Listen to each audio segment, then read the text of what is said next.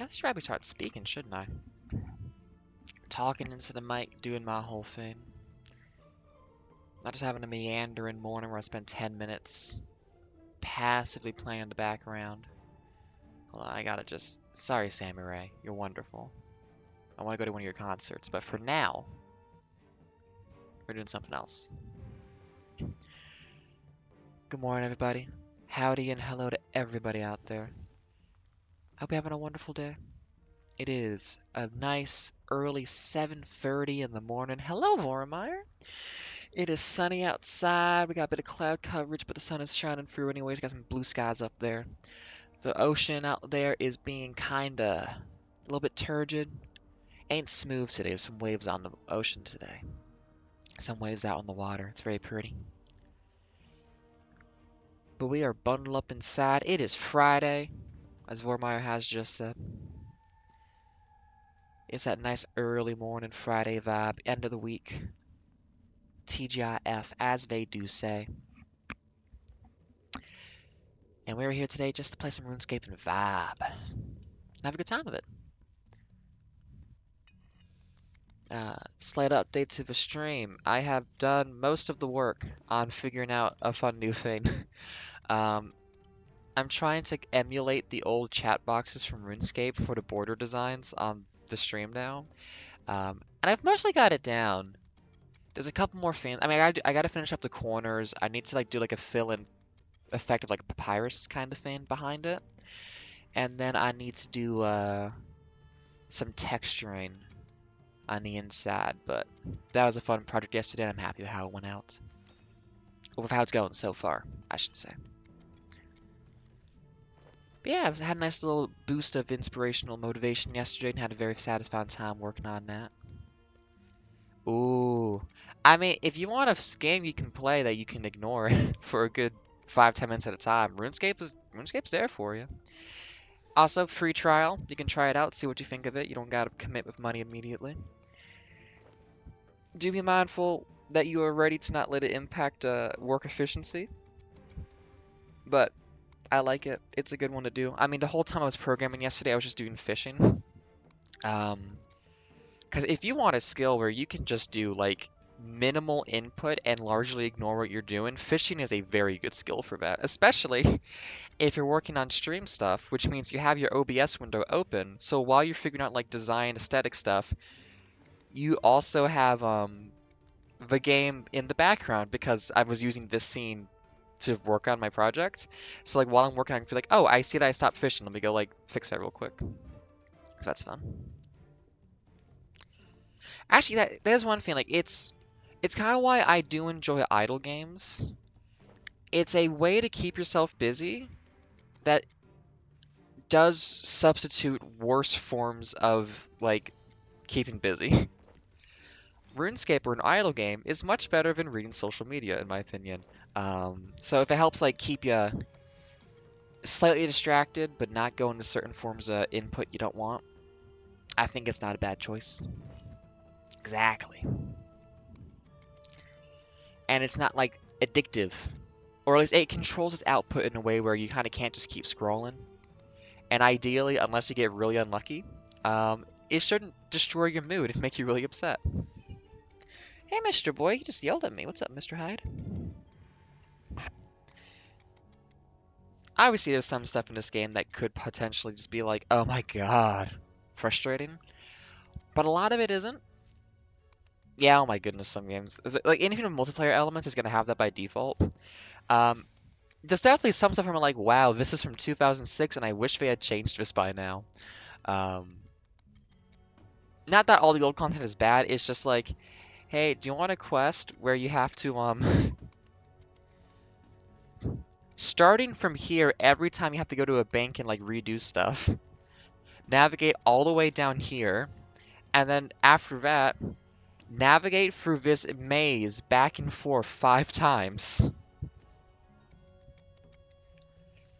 So that kind of thing, I'm like, yeah, I don't mind if this one gets changed, personally. I don't mind if someone comes on and goes, hey, maybe this shouldn't be this way. The day I do that quest on an old school RuneScape account, because it's old enough that it's on both, it is going to be hell because the run energy is much worse in old school RuneScape. They're going to make it better. It's still not as good. And that's just going to be rough. Oh my goodness.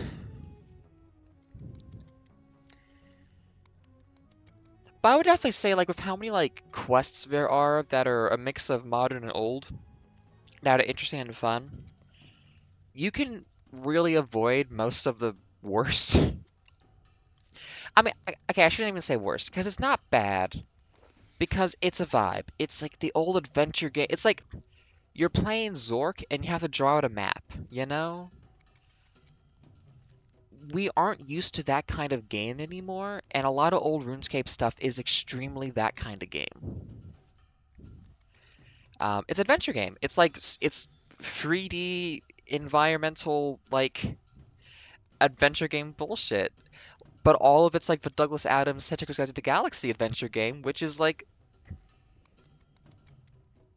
through trial and error and experimentation, you'll solve a puzzle, but it's designed so that by the time you solve it naturally, you have run out of the resource you need, and now you have to go get more stuff from the bank and then come all the way back here. And remember, you get one teleport every half hour to one location in old school RuneScape. Again, saying that, I love old school RuneScape. It's a very good game. These are both good games, they're just different. It's more of a temper thing of like how do you feel right now for your how strong is your heart, basically, is the question you have to ask yourself for which one you want to play. And luckily, you get to play both. One account has both. Anyways, I'm doing archaeology right now. I haven't done this in a while because I had to wait to get an item to keep doing archaeology. It is one of my favorite stats, I gotta say.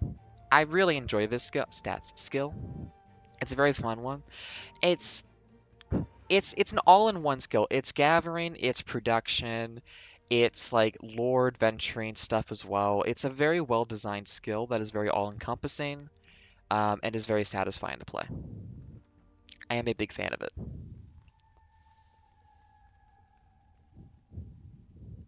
It also has like, there's a hey, pay attention, so you get the bonus by like gathering in the right spot. And also, you can just say, hey, I'm going to ignore that for a minute so I can like go do something else, and then you can just like fully AFK it and still have a thing happen while you're away from the keyboard for 5 minutes. And I really enjoy that balance where it's like if you're here and you're paying attention, awesome. If you have to go let the dogs out for a minute, you don't just have to like have your guy do nothing while you're away. The tree won't get cut down and you'll stop wood cutting. The fishing spot won't move. You can just keep doing it. Mining's a similar way now as well, which I appreciate. Although mining fills your inventory a lot faster. You also get like an archaeology team, so there's like a idle game kind, not quite idle game. There's a thing going on of like you have a little team you get to send out on missions that's time-based and whatnot too, which I like. Also, speaking of sending people out on missions, nice. I had a guy die on me yesterday doing this, so I'm very wary now of... I have had really bad luck for like, oh, 88% chance of success, that's fine. Oh, we lost it, a guy died. Oh no. And they're getting so difficult. 6,000 in a skill? That's so much number. We don't need morale, we need combat and seafaring. But with all that said, as a way to get us started today, how y'all doing? What's the vibe? Hope things are good. It's Friday. I had myself a good time yesterday doing a bunch of programming. It really does affirm my sense of self and value. Oh yeah, goodness, I'm glad I'm not seemingly like super into gambling because that would be a real rough one. Oh, that's perfect.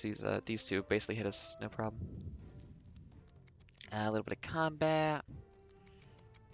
But yeah, I hope everybody out there's having a good vibe, enjoying themselves. Combat and seafaring. Oh, we don't need morale. Can we put you? I haven't gotten another good 91.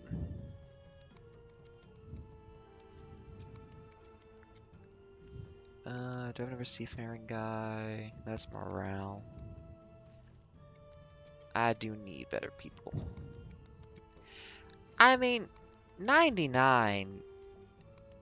That's gotta be good, right? If this fails and someone dies on 99%, I'm gonna be pissed.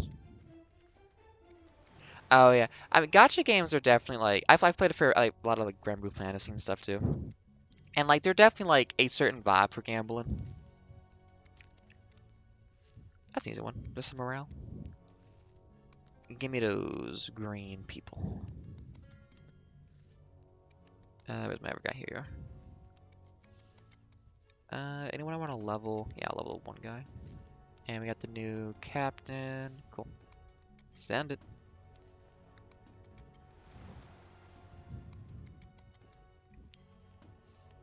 Yeah, like definitely like gacha game gambling. It's like at the very least, it's not the expectation that you're gonna get money back. It's the expectation that like you're gonna get a cool. It's like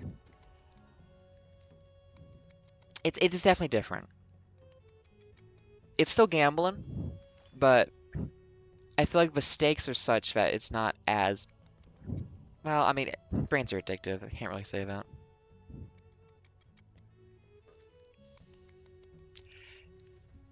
Game companies should not hire psychologists to help them make games more addictive. That's what I'll say. People who have worked in the industry, though, should use what they've learned to make games with no microtransactions that are satisfying, such as Vampire Survivors. I think it's very nice that a guy used all of his knowledge from gambling games to make one that does not steal your money, but does have all the satisfaction of a gambling game in it. Vampire Survivors is very good.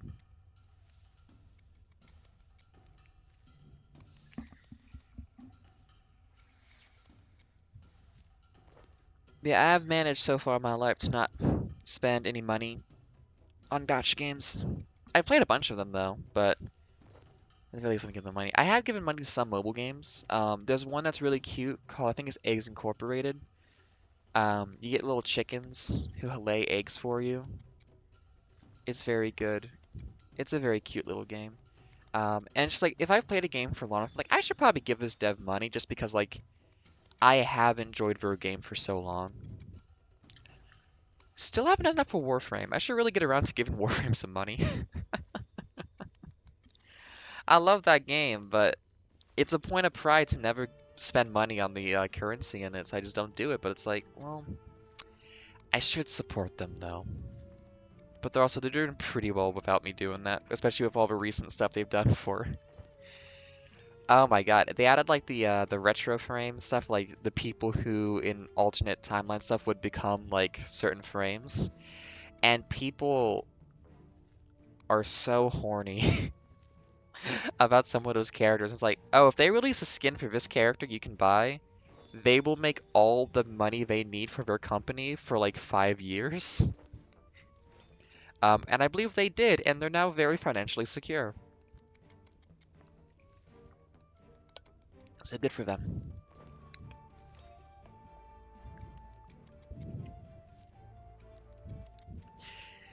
And I mean, if you look up someone who's like, I think it's not, the term isn't retro, but there's some term for it. Um, they have very good designs. They're very well put. Like, it's not just like, it's like, not like the whole, some people, especially like anime gacha games, but you approach horny by being just very skimpy and underdressed and just like, you know, standard. Other people are wiser and go, no, no, no, no, no. Monster girl with an 8-foot ton, or old Russian lady with an like a like very open chest V-neck kind of thing going on. It's just like, yeah, they have a much better idea of like how to attract people than a lot of games do.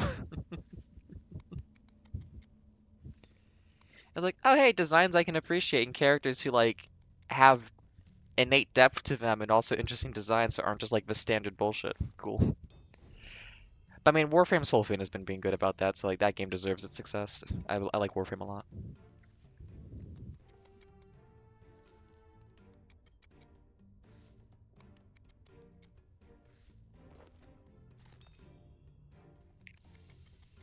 Also, if they get more people to play RuneScape, they can make a clan, and I want to do that. some point.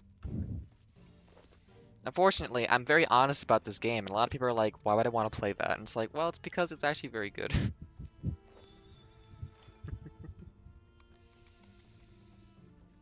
Anyways. But yeah, so welcome everybody. I don't think I remember to do the whole intro kind of thing. I'm bad about that. I once did a, like, I hosted, like, a panel thing when I was in university.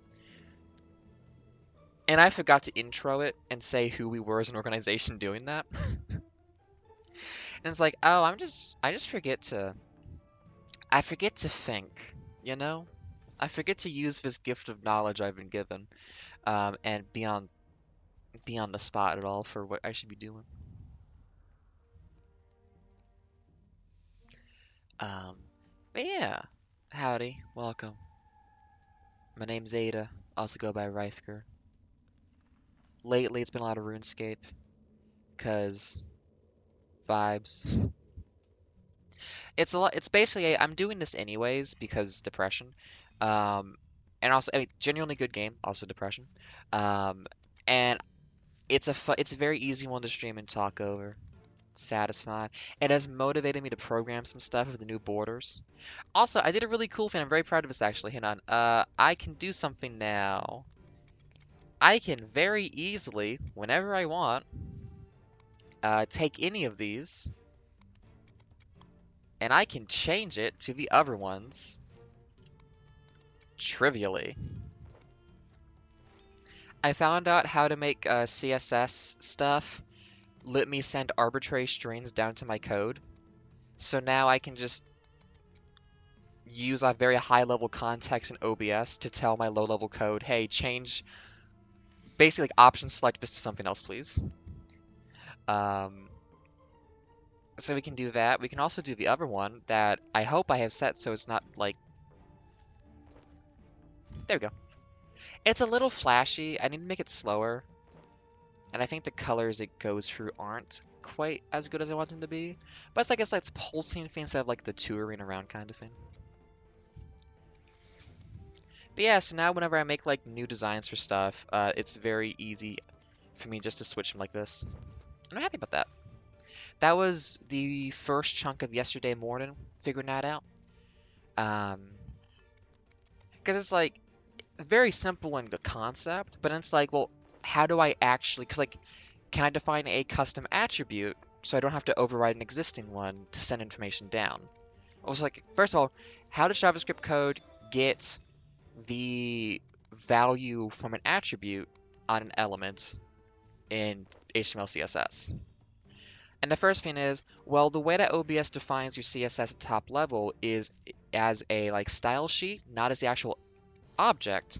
So you first of all can't just grab the element by ID and then read from it because technically the element doesn't have that attribute on it. You have to like do a whole thing to get the composed version of it or just read the style sheet directly. So it's just the whole thing of how do you actually navigate this system that I don't think HTML CSS is well designed, I'm gonna be honest. It feels very frustrating in a lot of cases for like why things just don't work the way you want them to. But it's the system we have. A lot of systems are like that actually, if you think about it. But once that was figured out, the actual trick is I'm just basically stealing font family. So there's an attribute for like font family. It's like, sans serif times Roman, whatever. But you can put custom strings into that. They don't have to be a preset selection. So it's just cool. I'm just gonna hijack this, put my own string into it, and then read it into a lower level, and then just do a simple, switch statement on that. So, and then the rest of it was me opening up an example of a chat box from RuneScape, old school RuneScape, in Microsoft Paint, and then doing like single pixel examinations of like how it works, like how they designed it, what the aesthetic is, and then recreating that in my own thing. It is generative though. I didn't just like copy the exact pixels over or anything like that. I got like the vibe down. Was like, this is what it's doing approximately. Here's like the color palette, and then I just kind of ran with that because I don't want to just use it exactly. I want it to be my own kind of thing, you know? Um, but I want it to have the right vibe. And I'm hoping a bit more work gets me there. I inserted myself again from talking about intro, didn't I? I'm bad about that. But yeah, RuneScape, because it's good. And it's less, like, mentally intense or something. I don't know. It's always hard to diagnose why your brain went bad when it goes bad. I might also play some Dark and Darker. Not today, but sometime soon, just because I like that game. It's a similar kind of vibe. It's like, it's not this big intense thing. It's like short missions. You go in and do stuff. You progressively add into a growing pool of everything.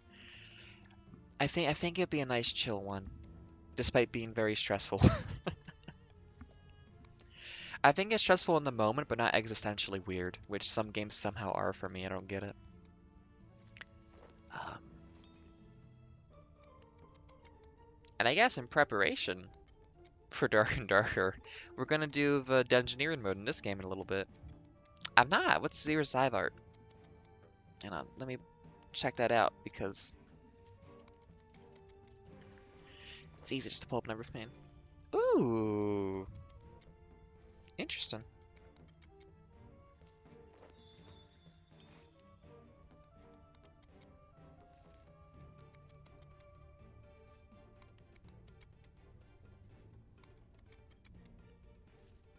That looks nifty.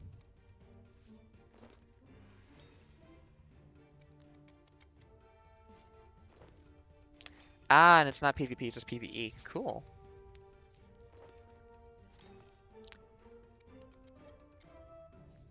That is very interesting. That feels like something I would have really enjoyed playing like armored games back in the day. Which is a compliment, not a knockdown. A lot of games I realize now we got to play for free on like websites in the early days of the internet. It's just like, oh, this should have been like at least free 99 uh, for like its quality. And I do hope a lot of people made some nice careers for themselves out of that experience.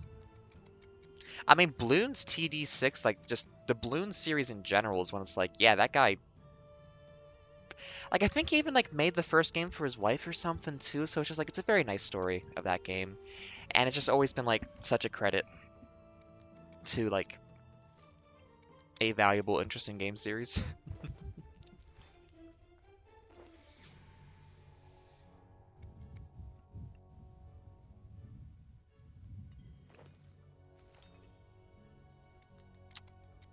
I would wishlist this, but I'd have to log. Oh no, I am logged in. I can wishlist it. Cool.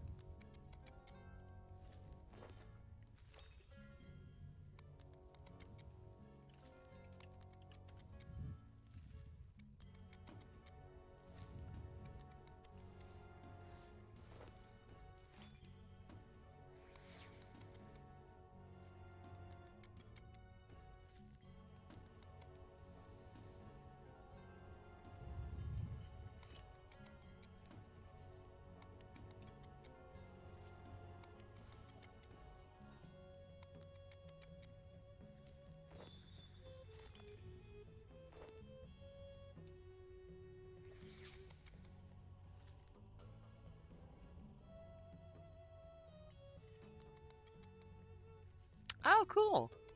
So nice to see a game finally hit its like full release date kind of thing.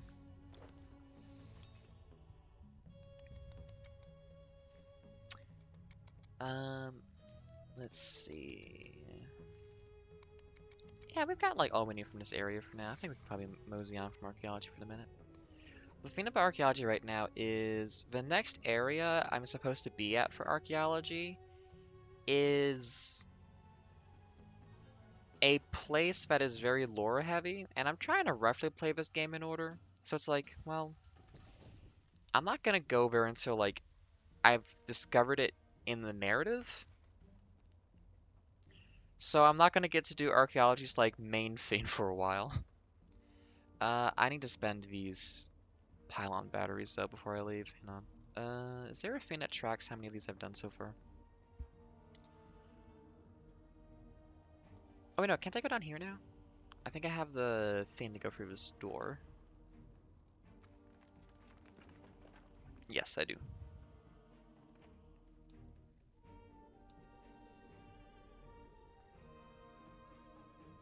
$81. Is that a good idea? Okay.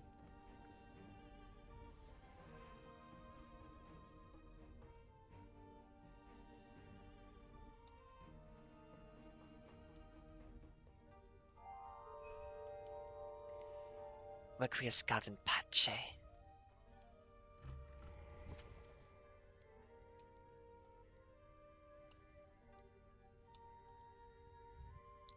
Yeah, like for how hard it is to make a game, I totally get why games like maybe don't really reach that point. Or like, I don't know, there's a lot of respect as well to a developer going, as much as I want to, I'm just not gonna finish this. Like, for any number of reasons, it's just not a part that's gonna actually like get resolved. And being able to say that and like move on to better things is like, you know, respectable. Good for them for like recognizing that and communicating it and not just dragging things on forever. Is there anything else here? There's a dial, but I can't touch that yet, I don't think.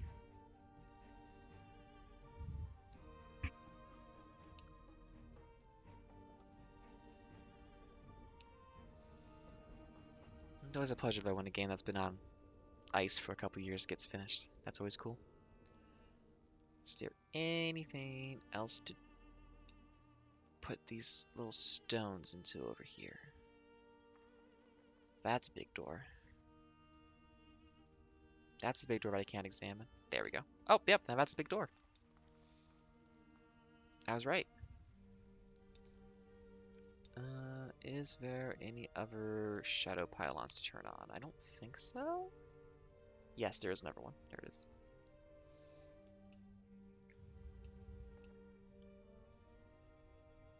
Can I even get over there, though? Wait a minute. Where was that trying to take me to get there?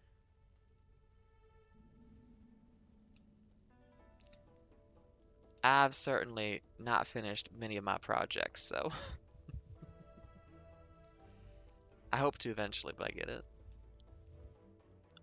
But yeah, like when you really like sit down and realize like how much it takes to make a video game, it's like, how do any of these ever get made? Ever? They're so complicated. That's why it's always like when people are just like, oh, we'll just use AI or whatever. It's like, you're really insulting a profession that's like so complicated and difficult. Like, you think you can just machine spit out the new Doom for me? Like, no.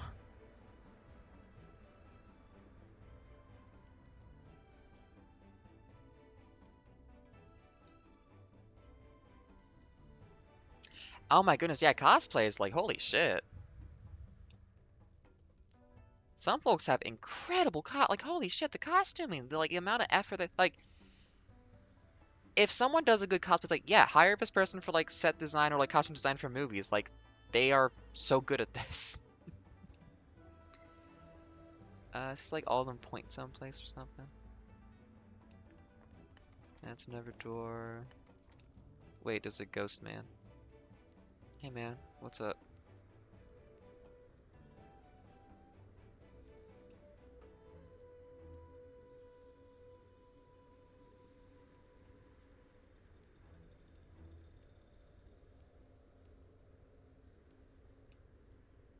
We turned the ghost back on. Oops.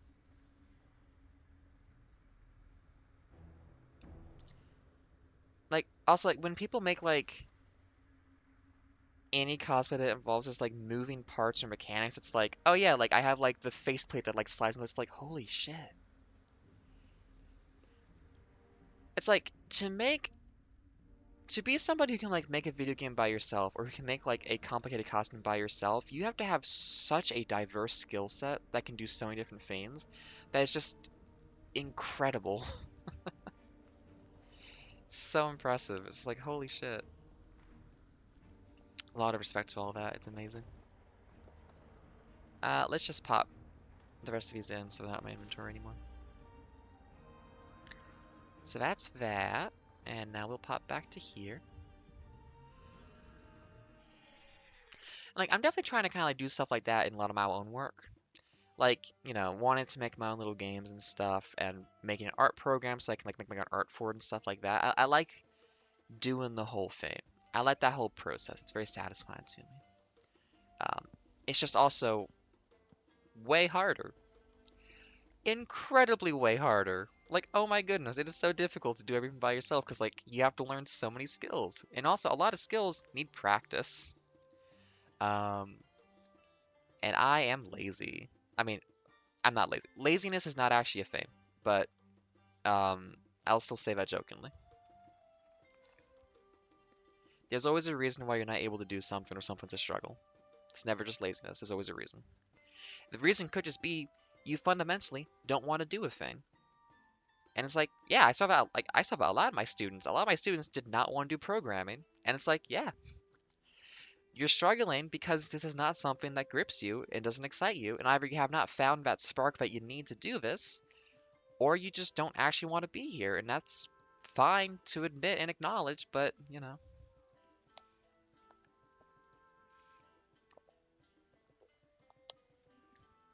I'm not gonna make a moral condemn. I'm not gonna like condemn someone's morality, just because they're not engaged in a thing they don't actually want to be doing.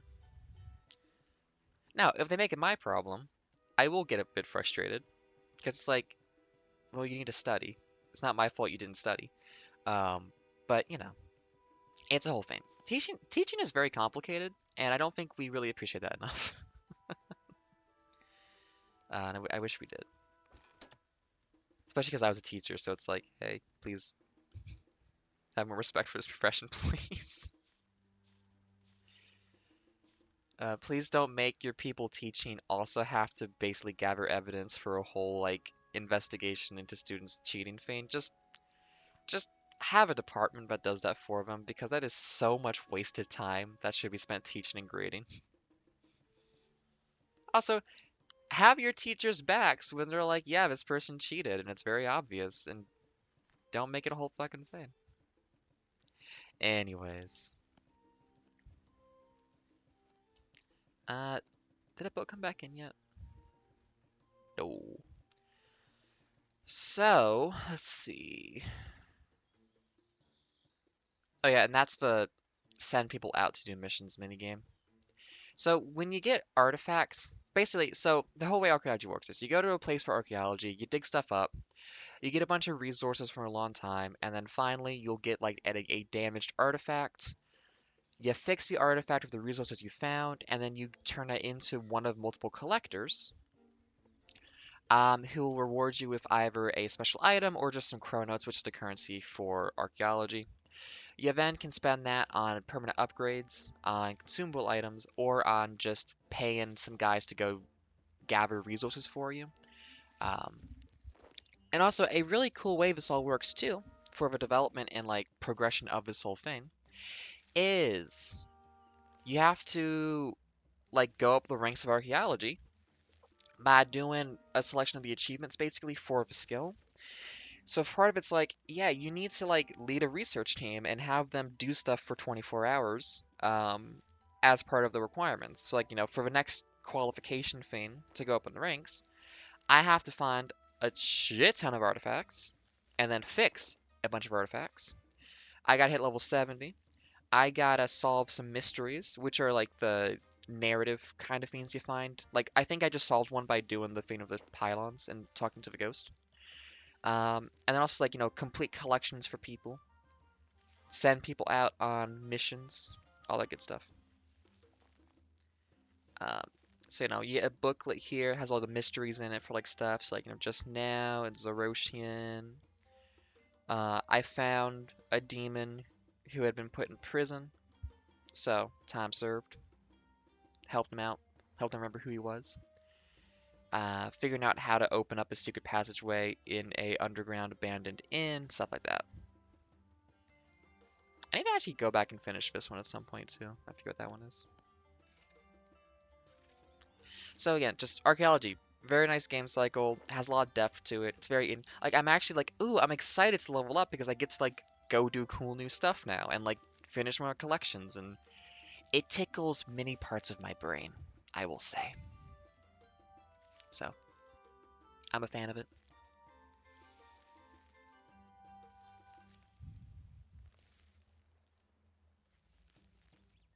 Even if in the moment to moment it's like waiting for a bar to fill because I'm sifting through gravel to find more stuff. But as things like right now, I'd be like watching a thing, or I'd be messing with some code, which I'm so tempted to fix the rest of this thing because I want to get it working. I want those corners to look bright. I know roughly how to do it. I just have to actually do it.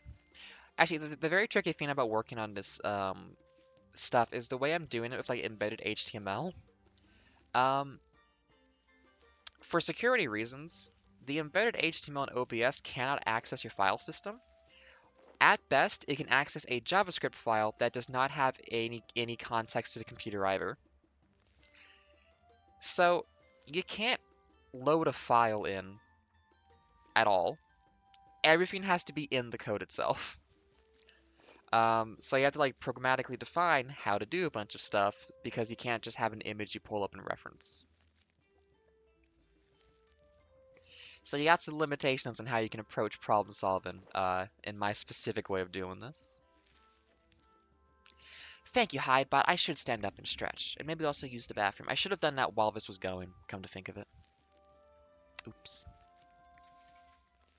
Oh well.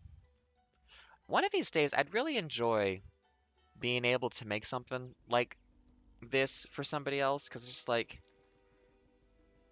I do want to get paid for programming, but I want to make weird little things, and it's a hard middle ground. I need to finish setting up my Fiverr account, honestly.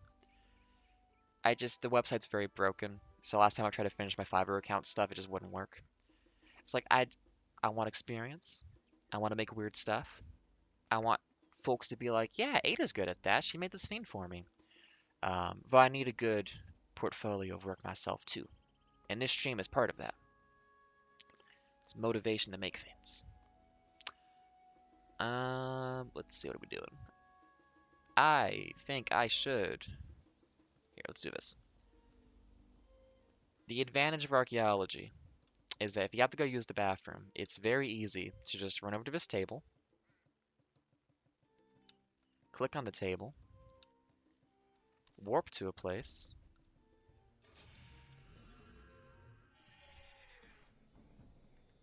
Also, for like having easy teleportation access, holy shit, is this thing so good for that. You get to teleport in a ton of places so fast. I'm gonna click on this, and then I'm gonna use the bathroom. Because this will manage itself for the next couple of minutes. I'll be right back. Y'all enjoy some samurai.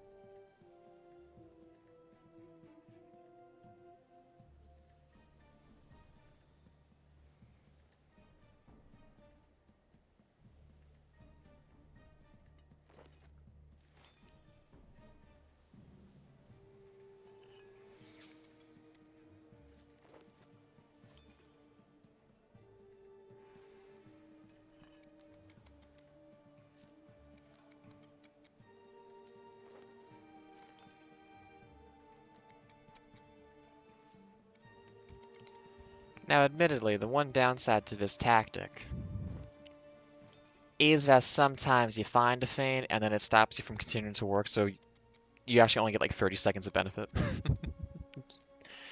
But yeah, that is Sammy Ray on the ones and twos. Beautiful artist, wonderful voice, love her work. Always a joy to listen to her music.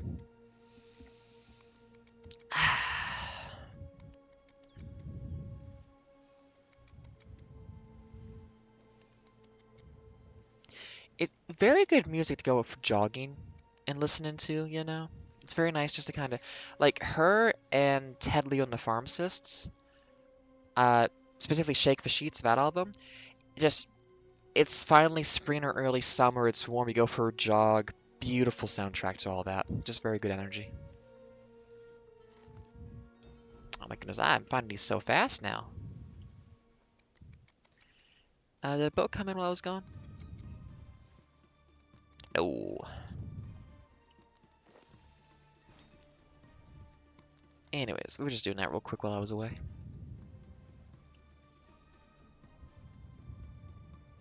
I think after I'm done here, I might go out and do some gardening today. It's beautiful outside. My goodness. Got lobster boats out there. Some nice white cresting on the frames. On the white cresting on the waves. I don't speak well sometimes. But it's a beautiful day. I want to get out there for a little bit. Not right now, though. Right now I'm in here, eating a donut, drinking some water. And I promised it.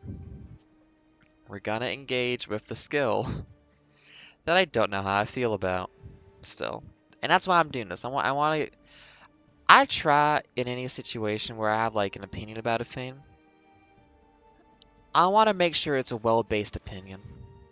And right now my thoughts on Dungeoneering are that it's not bad, but it maybe shouldn't be a skill, it should be an activity, you know?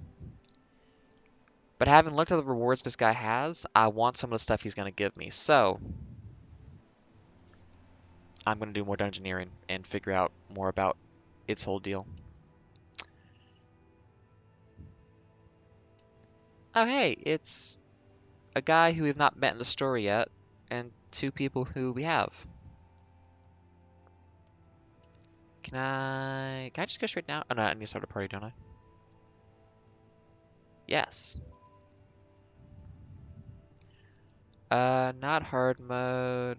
I can't change any of these settings yet. You have to do a bunch of missions to unlock more stuff, basically, so you have to kind of go through a bunch of these.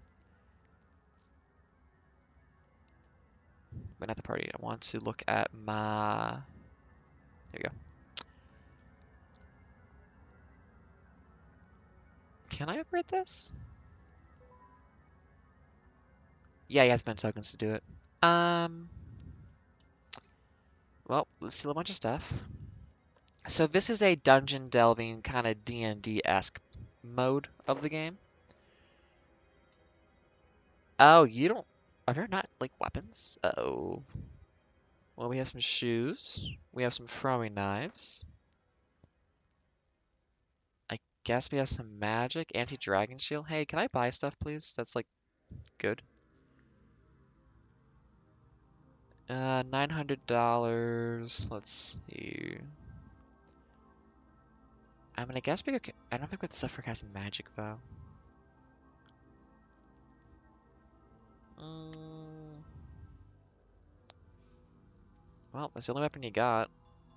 I need a weapon to fight with. There we go.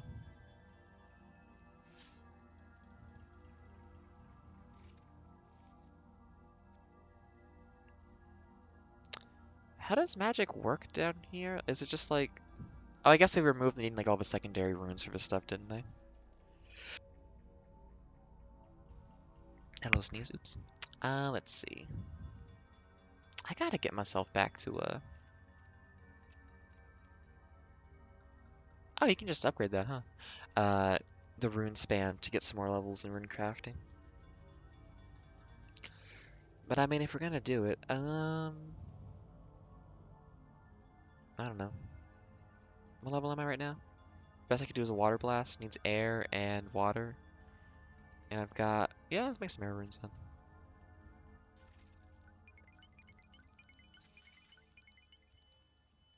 So much experience. And otherwise we do have a bunch of food on us. Oh wait, that's utility. What are you doing? So you can do some skill and stuff down here. There's a guy you can talk to for stuff, but you just kind of go for it. And you have to fight people.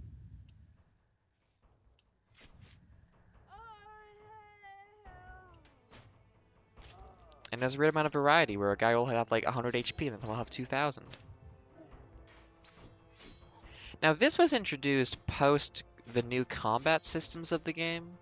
So this is like scaled more to the expectations of you have a certain amount of health and all that going on. Unlike a lot of quests I've been doing where they have not really updated that very well to the new numbers.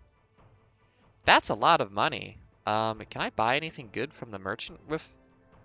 That's $18,000. And a free helmet. Hey man, you got anything good for me for 18? No. We got ore. I guess we can make some stuff. That's a lot of my money though for that. I guess we could use Bathus. The one issue though is like, oh, it's not really an issue. The way this is designed is the expectation is you're here with a group of people, so you kind of have like a combat triangle of like your mage, your rogue, your fighter. And if you do this stuff solo, you don't, you have to kind of do all of it yourself. So it's like, if you want to commit to like, I'll just do combat because it's simple and straightforward, or like, melee combat, then you gotta kind of hope you don't run into a mage guy who just rips through you. So like, part of the thing is like, this is a very social skill. You're supposed to have a group of people and go in and do this together. And at this point, like, I would actually enjoy having friends to play with to like engage with this stuff and see what it's like properly. At this moment, do not have that. Um, Primarily like people to play with. I have friends, but a lot of folks look at this and kind of go like, eh. And I get it, but also like, give it a go. Try it. See how you feel about it. Let's make ourselves something with all this money we've got.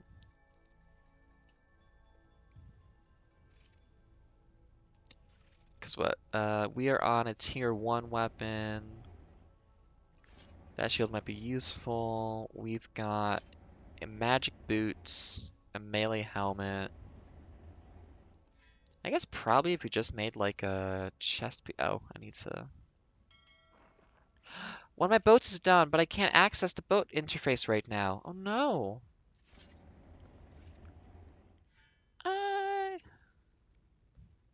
Chest piece? Let's see. What's the difference between chain body and plate body? It used to be different. I mean, it probably is still that like different attack types mess with it, but they don't really show that anymore. On the well, okay.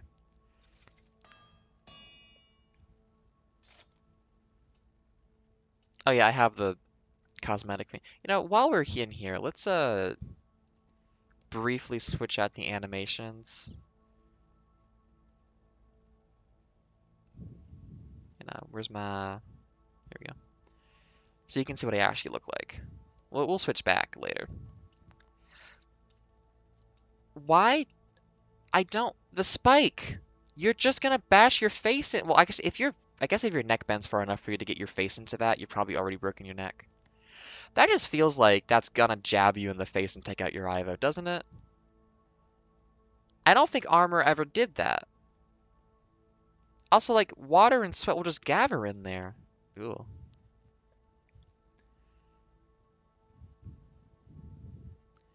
Well, anyways. Actually, let's also give ourselves a better weapon. Give me... yeah, let's make a very nice weapon. Let's make a 2-bar weapon, whatever that's gonna be. I leveled up my smithing to 70. Let's use it. Lawn sword. I don't know what the meta is anymore, actually. Wait, why is this one so much better?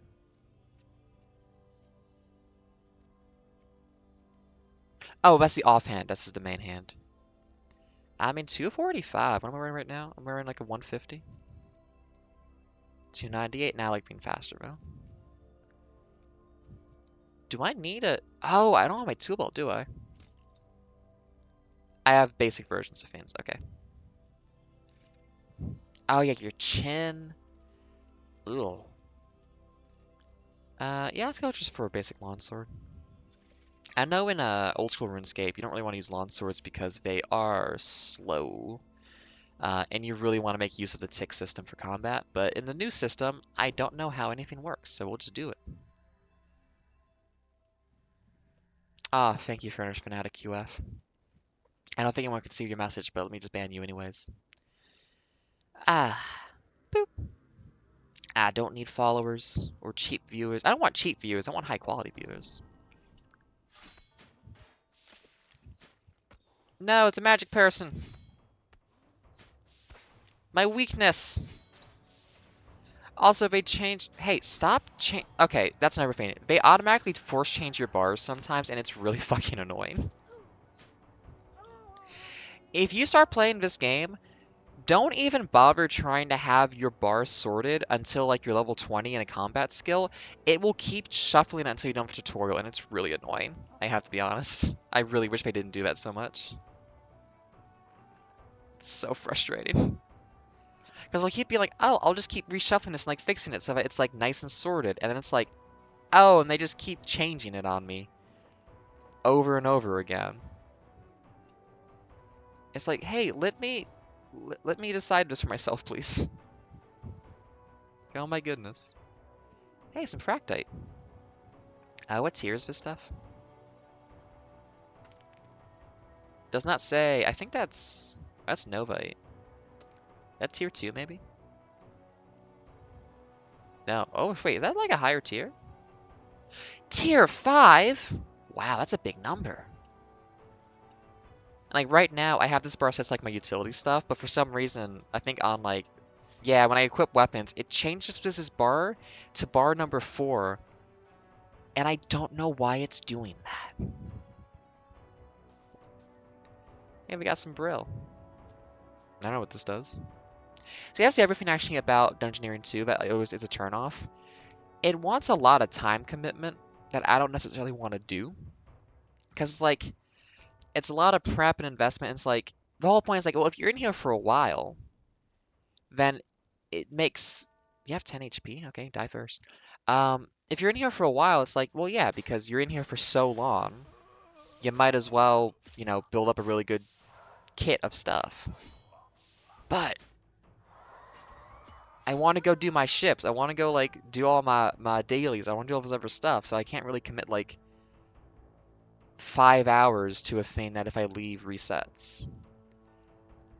And I'm not trying to like just, you know, shit talk all of this. I'm just I'm talking my process through on how I feel about this as a thing. I'm gonna get rid of the old weapon. I don't need the throwing knives. I do want the food. I don't need the summoning item. I'll take the bones to bury them. And I guess... Oh, I'm supposed to speedrun this too. I think you get better rewards if you do it fast. So also I shouldn't be taking my time, should I? What key did I find again? Crimson Triangle. Back here. But I mean, if you're gonna have some roseblood, I might as well just, you know, gather some roseblood.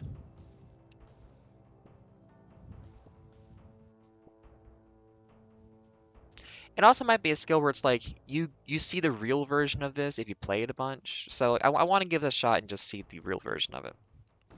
I have thus far just put experience lamps into it to skip leveling it. But it's like, you know, maybe the skill's not bad. Maybe I just gotta give it a chance. Oh, yeah. Like, I saw this thing about binding, but I probably should have done that by now so I could actually keep some stuff on me. Probably I should just be speedrunning this stuff for now to unlock, like, all the complexity and then just, like, blast through it. Also, hello, Mini Critomo.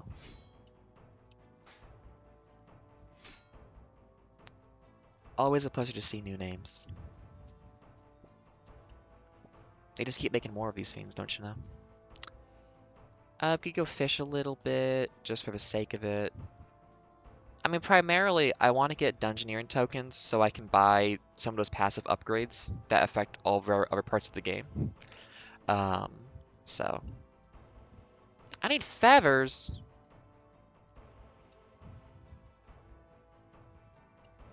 Oh well. So it goes.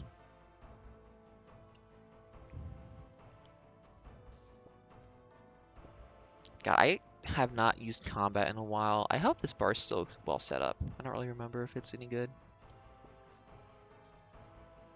For how much the game like reshuffles the bar, I wouldn't be surprised if it's like not how it's supposed to be anymore. Anyways, I think we might be at boss rooms. Let's just go do that. Also, it's a shame. I don't think they've introduced necromancy into this. I don't think I can use like my favorite skill for combat yet. Oh yeah, 100% same thing. God, that dungeon, the gem bag is so nice to have. It's the big man! I fought this guy before. The tactic is you just click on him until he dies. Because I don't know how to do any better than that. Do I have my stuff turned on? So it's actually doing it? Yes, it's using the skills. At one point, he will start eating the food to heal, and I don't know what to do about that. So he will heal back to full, and then we will continue hitting him. Also, I realized this only recently, between Old School RuneScape and this one, all of the, like, protection prayers, they're no longer full resistance. They're only 50% damage resistance. Which is so weird to me. Like, that changes how combat... I mean, combat is already different in a lot of ways. But, like, the whole, Karamja fight pit stuff... Oh, that makes a lot of sense. I would assume he would just push me away, but I guess he can't. But, like, there's, like, a lot of, like, complicated combat stuff in this game that's based on prayer flicking of just, like, going invincible, the, like, tick, you take damage and turn it back off. But if you're gonna take 50% damage anyways, that's pointless. We did it. We killed a thing that, how did it even get in here? I think there was a lore book about that, but I read it a month ago, so I don't remember. And we mosey on a party of one. I never even died. Nice. I don't know how I'm prestige free, but okay. Small dungeon. No bonus rooms. Basic difficulty. Not very complex, so I lose almost all my rewards. Well, I guess only 80%. Also, you want to get complexity up because you start not lo- It's actually kind of funny. The way this starts out is when you first do Dungeoneering, you lose most of the rewards you get from it because you're not doing the complex version, which you can't do yet anyways. I just think that's kind of funny for player motivation. Oh, I didn't keep all my gear. Wait, there's even less reason then to, like, outfit myself, isn't there? Well, if I'm not gonna... Well, actually, I guess I can just sell some of this stuff to this guy. Hey, man, I don't want runes. I don't want runes. I don't want to do magic. I don't want to throw knives. Oh, shit, he has the whole inventory now, doesn't he? I would like to have a melee weapon. So that I don't have to engage with a lot of game mechanics, personally. I'll take a hat. No, wait, that's... Oh, maybe I was supposed to do magic this run. Oops. Hey, can I buy that stuff back, please? Apparently all the gear I was given was magic gear. Nope. I fucked up, gamers. Ah, shit. How much is this worth? 15 each? If I make better runes, I can probably sell that for a profit. Nature runes are probably worth some money, right? Let's make some nature runes.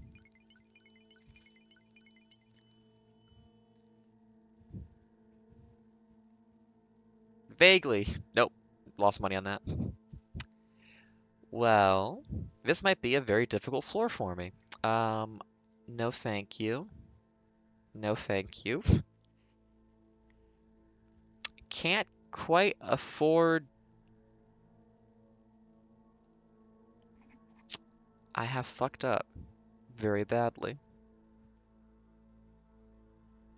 How much are these worth? A little... Okay, I can sell a dust eel. Okay, I can get enough for a sword. We're good. We fixed it. I will pay more attention to the starting gear to know what combat type they want me to use in the future. Hey, give me a sword. I have no armor.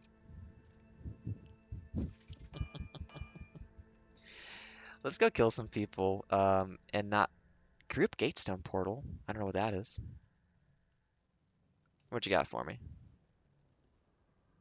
Well, we got a couple guys in there, so let's just do it. Oh!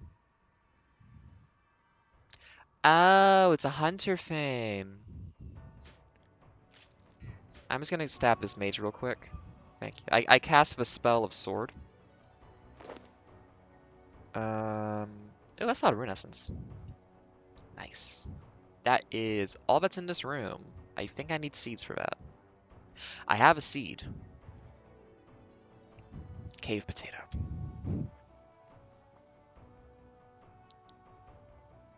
Do I actually have to wait?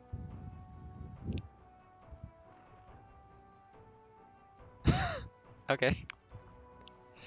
I feel like they want a lot more time commitment than I'm really willing to give. I mean, I'll spend like 3 hours cutting trees, but it's because if I need to, I can just leave anytime and do other stuff.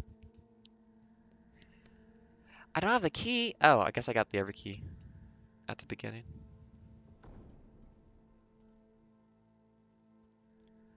Magic is definitely the most effective thing to use in this game.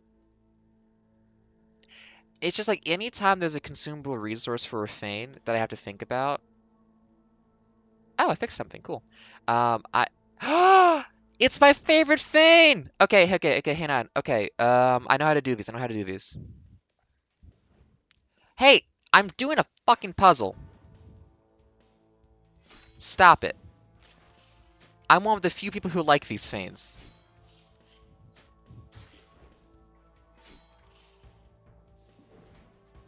Solving a puzzle.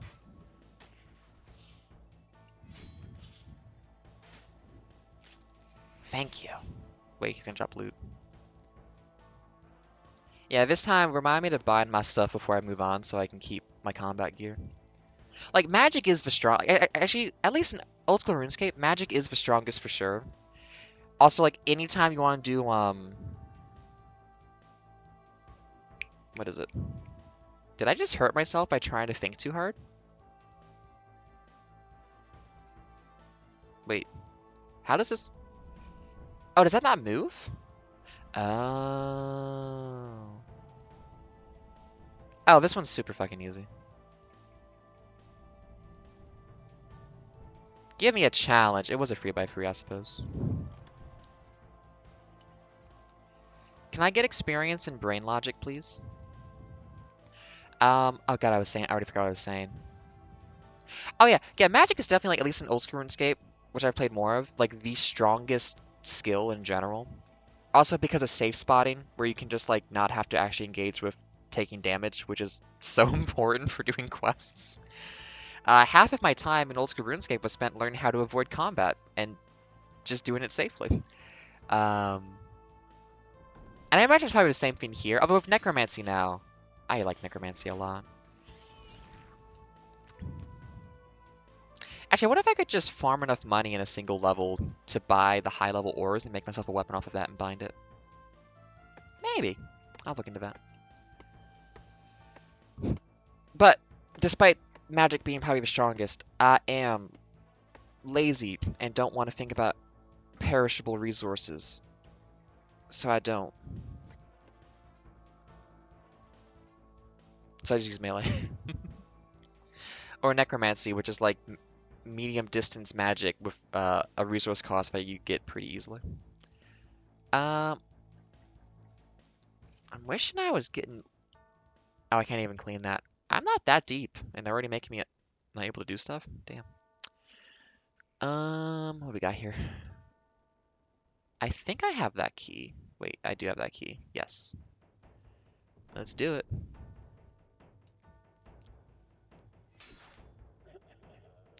The the range of enemy strength is interesting. Oh shit, a plate body. Actually, also that's why I like necromancy is I can ignore the combat triangle, so I don't have to think about it. I respect the combat in these games a lot. I'm just also scared of the combat in these games to a certain extent. Actually, no, wearing the wrong helmet messes up my combat skills. I shouldn't do that. Yeah, that reduces like your chance to hit if you wear the wrong hat. Give me the bones. Gotta level up that prayer. There we go. Ooh, and some gloves. I'm doing swanky today. Let's plant this seed in a garden that we'll never see.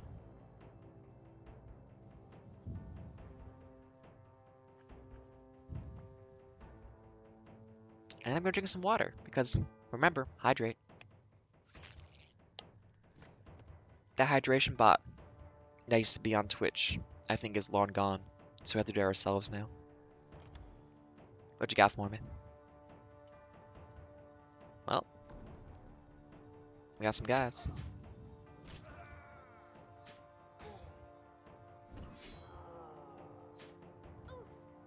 Ooh! Ah!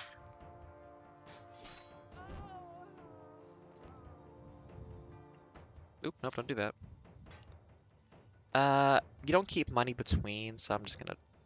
Well, I guess I got more seeds. And what is that? Yeah, flatfish gets 750.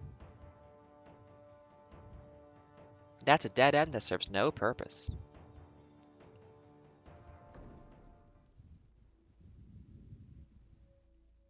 It changed my bar again. Why does it keep doing that?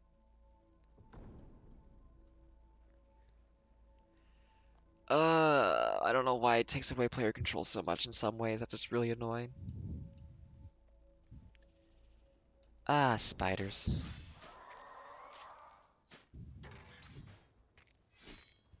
It's an ice spider, too.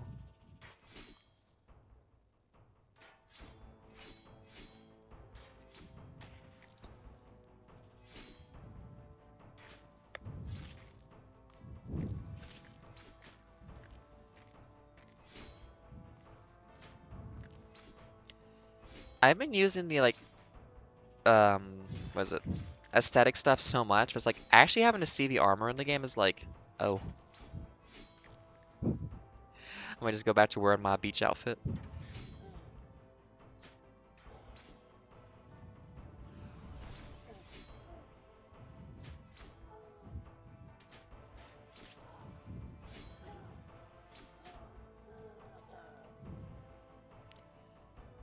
The heady days where you'd be hitting for 0 damage. Long gone. We already have a forge earlier. Ooh, what you got for me? Hmm. Another key, another destiny, orange diamond door. Oh, hey, some nature runes. I have the orange triangle key, not the orange diamond key. Ah, shucks. Ah, beans. That's probably the boss room.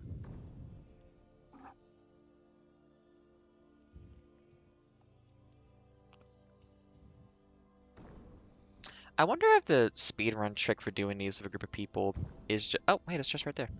Oh yeah, they added the thieving skill in, so I can actually like use the skill I have at level 90 to do stuff now. Inventory full. Oh, I guess this gave me money. Oh, I can probably make some better equipment now. Let's go sell some stuff. Sir, I don't need these. I can't even clean those. I'm not going to need that. I don't need that. Don't see why I can do that. Nope. No thank you. Goodbye. Goodbye. Can't just sell all. Sell that. Sell those. Sell that. All of you. All of you. That's a much better dagger than I'm currently using, actually. Huh. What's the point of this? Oh, I guess so people can just catch up to whoever's in the front. Hey man, what you got for me? You have. I could, with 47,000, I could make a Zephyrium sword.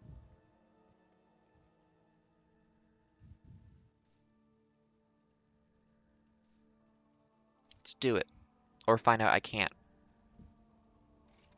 We're good.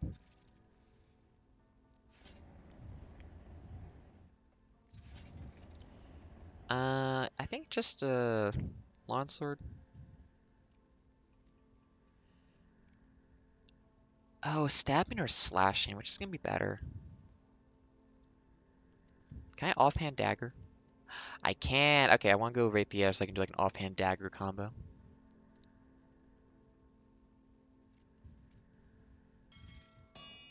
My boats are back, but I can't do that stuff. No.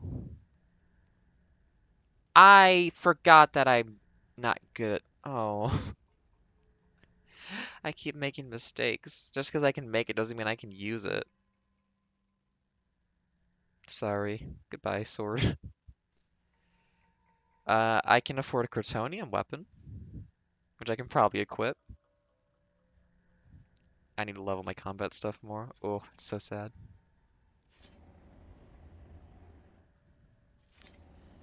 Okay, I'm still gonna do the rapier because that's fun. Thank you. Um, okay, now can I? No. Can I bind that? It's gone now.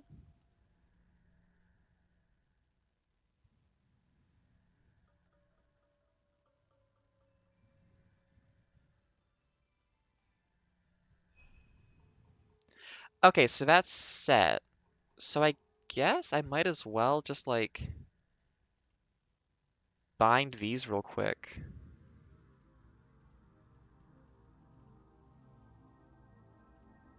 And then yank them back out. Oh, I'm not good enough yet to have more gear. Okay. Okay, there we go. We figured it out. Gucci. Let's cook mode.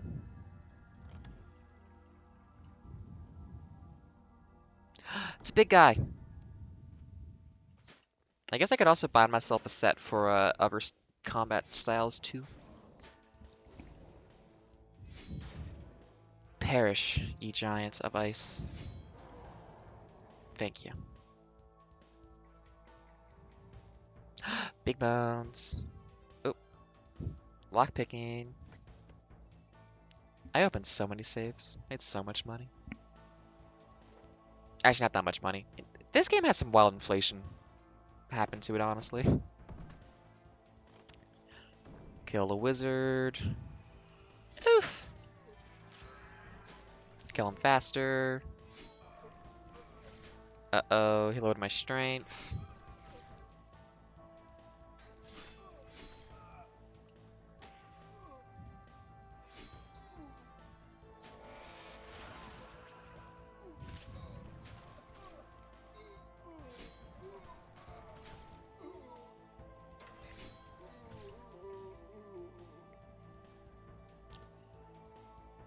Yeah, I suppose so. Oh, it's funny because a lot of stuff still costs the same. So like, if you want to like do your miscellanea island kingdom thing, that's still 50,000 a day, which is like, oh, that's jump change. That's like so easy to do. Is that the boss room? But there's a door we didn't open. But also, it probably doesn't matter. Like a lot of old content kind of does need a facelift just for like acknowledging the current state of some things. Hey, stop changing my bar, please. I would like to have my melee protection stuff on. They call him Old Icy Bones. He has unreactable movements where you don't get to really do anything in time. Oh, he's taking so little damage.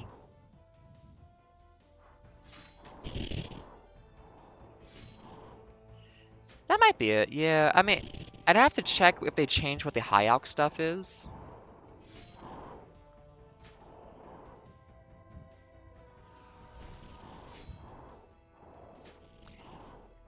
Is there a mechanic I'm missing? This guy has a lot of health. Oh, that noise. I'll start eating.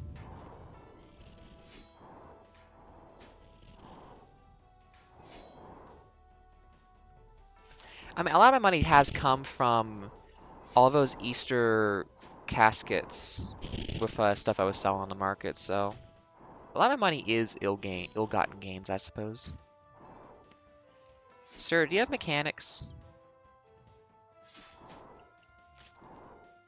Well, he can switch to ranged or magic, so I probably can't, like, make him move to another spot. Big hit, 183, that's so little damage. Like, this boss feels like you're supposed to have 3 people here just for the DPS. The last boss was like, whatever.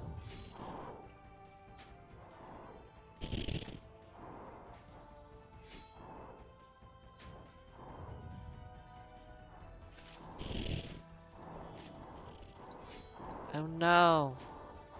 I've been frozen in place. I can't use the great mobility in this game anymore.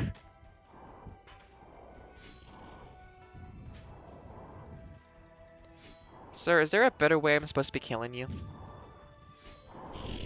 I get the sense that there might be. Was it? He can't be poisoned. He can't be stunned. My hit probability is very low. He is like level 49, and I guess my attack stuff is kind of low, isn't it? Maybe I need to go grind my melee stats before I can do a Dungeoneering properly.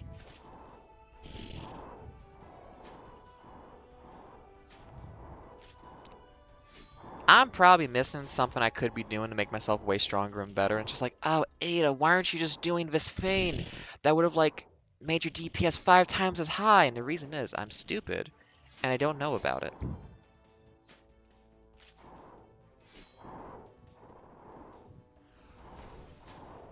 Sir, please die before I run out of healing items.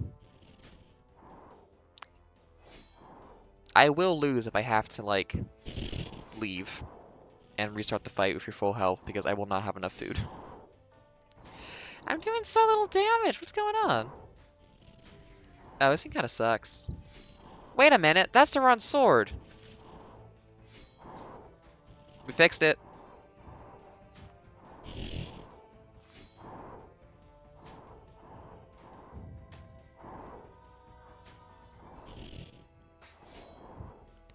We have discovered the mechanic that was missing. It was using the right weapon that is good and not really bad. I was like, wait a minute, why am I slashing with the rapier? Oh, that's why. Wait, I'm still slashing even though it's a stabbing weapon. Well, you can only animate so many ways to fight, you know?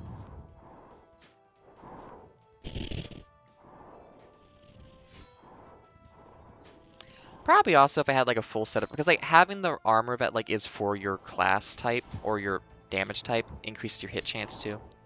So I'm just not using the good stuff. Next time I have like $40,000, I'm not gonna waste it like I did last time, and I'll make a better gear set for myself. Goodbye, sir. It was not a pleasure. We did it! And we got 1,500 experience. And I got gear, even though I'm gonna lose it when I go through this door. So it goes. Yes, because I found the correct stuff, I'm pretty sure.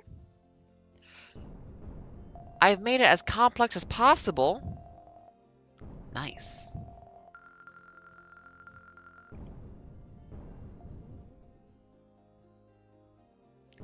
I'm looking at the experience scan I just got for 20 minutes of work, and I'm thinking about how to get to level 90, thieving took 1.6 million experience.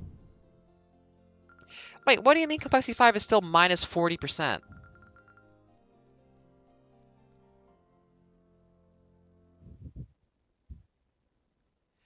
It said I unlocked all the complexity. I made it as hard as it can be. What do you mean I still lose 40% of what I do? Ah, beans. There's still something here I don't understand.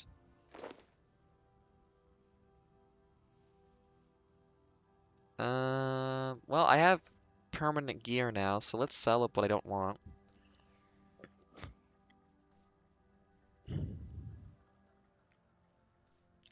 This is worth more not turned into stuff. That's, yeah, that's magic tank.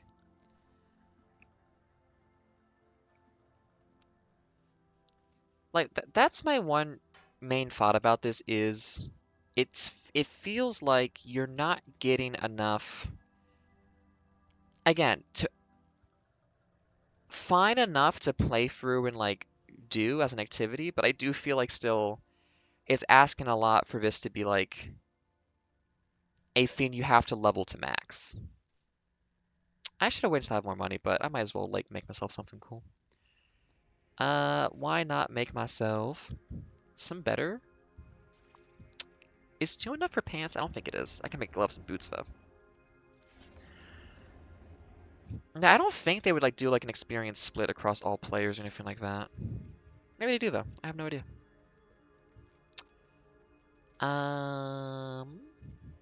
Yeah, let's just make some more gear so that we have, better stuff overall. Oh, I clicked too quickly. Nope, it's fine.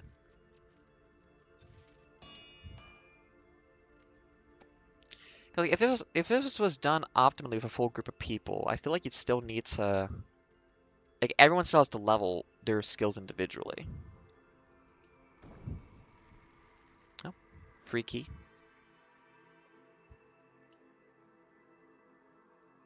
It changed my bar again. Hey, settings menu. I said this bar is bar 5, right? Action bar. Additional bar 1. Utility. Where's the stop changing my shit button?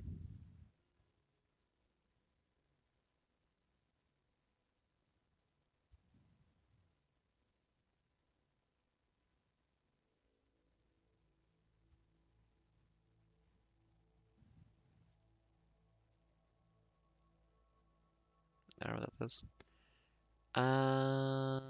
No. It will keep changing that automatically for me.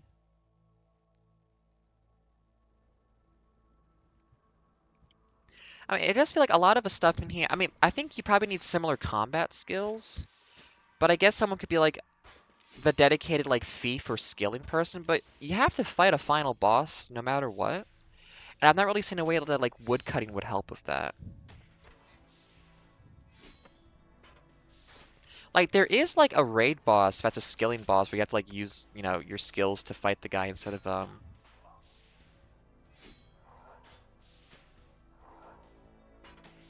Yeah, actually, yeah. I mean, it depends if this is a faster level up method than... Because, like, if I was going to be doing, like, thieving, safe cracking is such fast experience. I don't know if this would be faster than safe cracking, is the thing. But then, like, for summoning, for example, or, like, farming... Well, actually, farming has the farm now that you can, like, do animals at. I can see some skills where, like, you'd rather do something else than level it. Ironically, that has been Dungeoneering for me until... Well, I shouldn't say until now because I'm still getting the feel for it.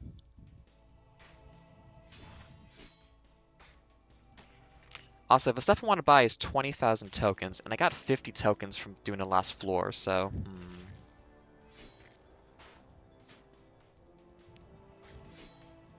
I wonder what the XP per hour calculations are for a lot of this stuff. Worst chain body, give me the money, give me the food. Pick up the key. Like, I've been getting a lot of my tokens from, like, the couple of things I will take if I see it in, like, the treasure trove, whatever thing you get from, Treasure Hunter with the keys. I take, like, Dungeoneering tokens packs and Silverhawk feathers, you know, agility training and skipping having to do this. And if I am forced to get a lamp somehow, then I put that into this skill. Oh hey, Dungeoneer. Oh, Divination. My favorite two fiends put together right now. At least it stacks in place. That's good. Ah, sparkling energy.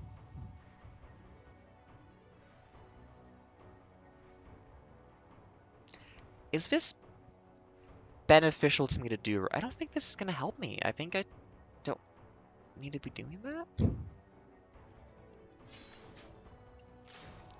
Because, I mean, I'll kill this guy and I'll look at the crafting menu for the sparkling energy. Also, I have to find a place to deposit. I guess they're in the main room. Kill that guy. What? So we can make...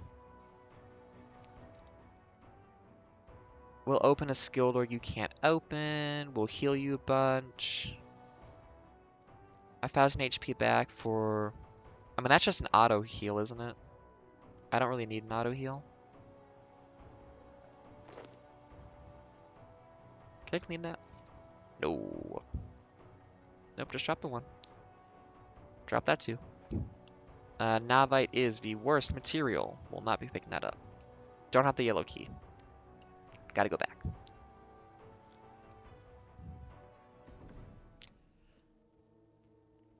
So yeah, this is a skill that got added around the time I stopped playing when I was a kid.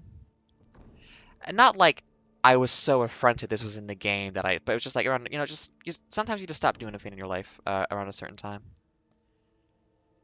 I guess I can configure this for I wouldn't really want to grind divination in like the dungeons though, but sure.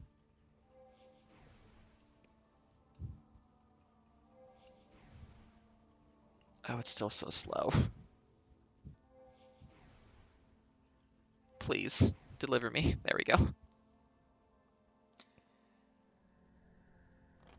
I do want the rewards from this.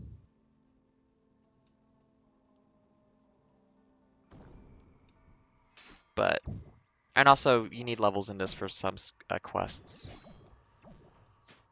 Hey, you know what, man? I'm just gonna take the key and go. I don't think I have to kill you. You feel like you're gonna be a lot to kill.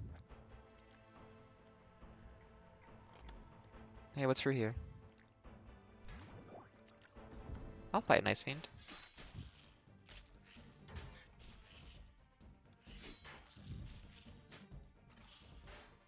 Wait, is this the boss room? That's a dinky little guy for a boss. But oh well. I guess they get to do multi-combat types so that, well, it's both like any player, any combat approach can be used in the boss fight. And also you can't like, I mean, just design the room not be safe spottable though. I'm trying to think of why there wouldn't be. So the thing is, this guy can use any combat type he wants. Which means... Oh, I need to... Boss mechanics! Run around? Oh, I'm gonna die. Hey, what's happening right now? Okay. I almost just died. I don't know why.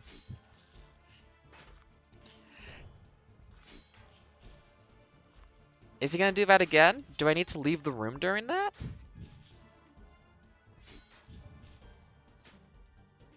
He just went invincible and then, like, barraged me. Do I need to, like, protect from magic during that? Or, like, oh, maybe if you hit him while he's invincible, you get the damage back on you? Okay, I'm gonna be ready to run away if he does that again. But yeah, like, I can't really, like, use protection prayers because he can use any combat style on me at any time. So I can't really, like, do a safety thing. Run. Is it just running? No. I get hit no matter what? Okay, don't stop running, but also you need to heal, but if you click to heal, you stop running, and then you can't. So never stop moving. But if you get hit, your movement gets messed with, so you... Okay. Sir, please don't do that again. I want to not engage with that. I don't have much food left.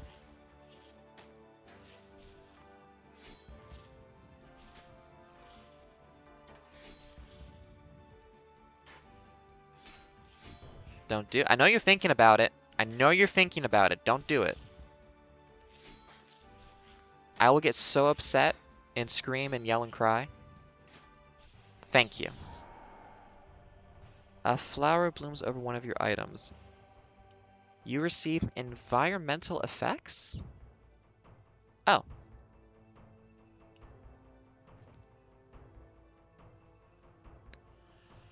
Fifth Age, year 46, date unknown. As we get ever closer to whatever it is our master seeks at the bottom of this place, the effect it is having on our world becomes more apparent. The very materials around us have warped under its influence, with previously unknown materials emerging constantly. At first, we began discovering small deposits in the deepest areas of the dungeons only. However, shortly after, similar discoveries were made further up the dungeons, until even the frozen over areas built nearly 1,000 years ago were populated by these strange deposits.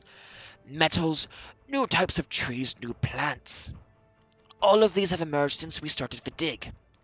I can only postulate that whatever lies at our destination, deeper still beneath the ground, is something of such great power that it can change, alter, and dare I say, taint the physical properties of matter in our world. There you go. That's your lore for today. Oh, tier 40 dagger. I'll bind that.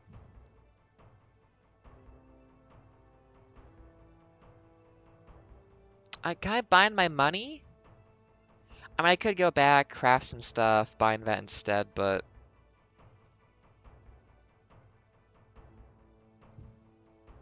we go deeper. We discovered new mechanics. You can now reach floor 6. Most melee damage. Didn't die. Almost died, but didn't. You will get 800 experience for doing 12 minutes of work, but don't worry, you're going to lose 40% of it. Oh, maybe not. I didn't lose it finally. We kept it. I got like 12 tokens. Oh no, 110 tokens, never mind. Okay, it's divided by 10, not divided by 100. Nice. We're making moves, we're getting there. Let's loot the place. Not gonna forget to loot it. I think actually probably that dagger's gonna do more damage, huh? Hey, binding setup, please, sir. Oh. Oh, it's the offhand slot. Interesting. Can I examine... Can I see the May I please see how much damage this stuff does so I can compare it? No? Okay. I already have that equipped, right? Yeah, the offhand dagger probably would be helpful. Oh, I bound the wrong weapon. I have the shitty sword bound. Let's switch that dagger in instead.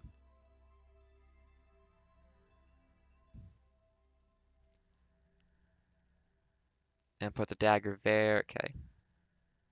Thank you. There we go. Oh, we're good. We're doing good now. We're doing some rogue stuff. Hey, buddy, can I please sell all the stuff I do not need? I dropped them. I've erred. Sell it, sell it, sell it, sell all of it, sell it, sell that. Maybe Dragon Shield, you have to fight a dragon. Okay. What you got for me? We're like, what, level 6 or something? We got a Wedge Key, we got a Ghost. Let's go stab a Ghost. Oh shit! I just did some gliding. I virtual insanity this guy.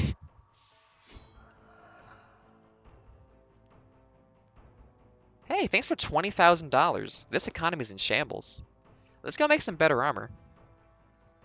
Ooh, Krat Knight. Isn't that my weapon right now?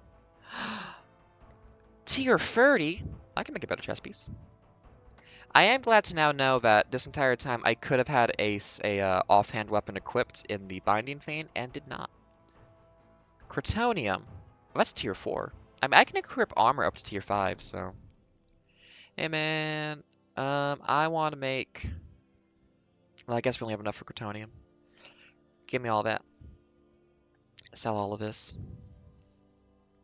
All of it. Don't need farming. Let's make a cooler thing.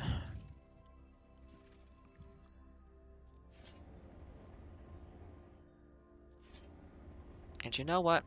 I'm gonna finally eat this donut that's probably gone really dry and hard. Yep. Oh, wow. That's gone very hard and stale. Oops, it's gluten-free, so it's like especially bad for that. I don't want the thing jabbing into my neck. I'm gonna go for the chain body this time, even though it's worse.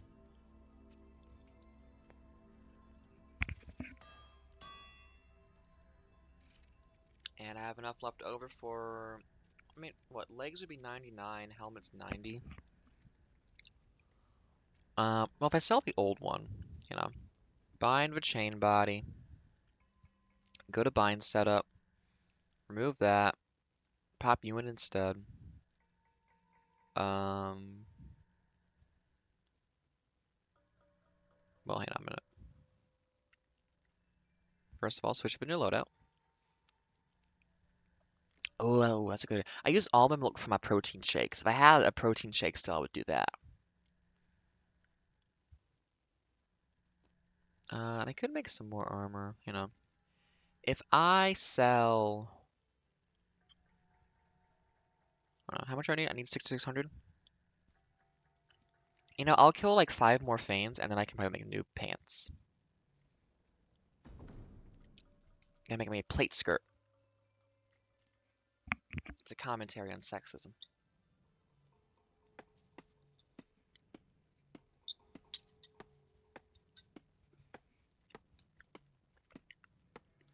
That's not a bad experience, actually. Hang on a minute.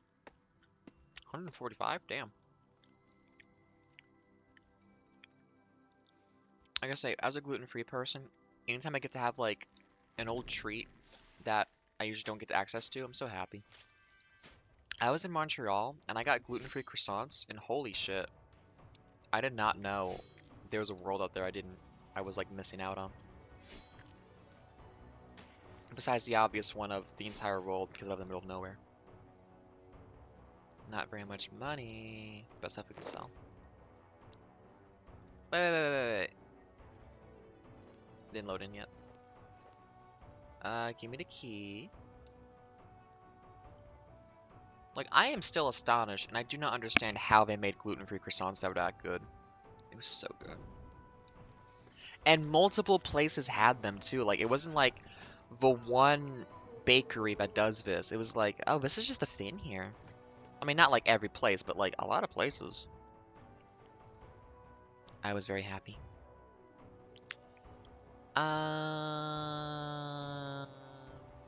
Drop that. That is for magic people. Bury the bones. That is a decent amount of money to sell that. We have the wrong key. So we leave.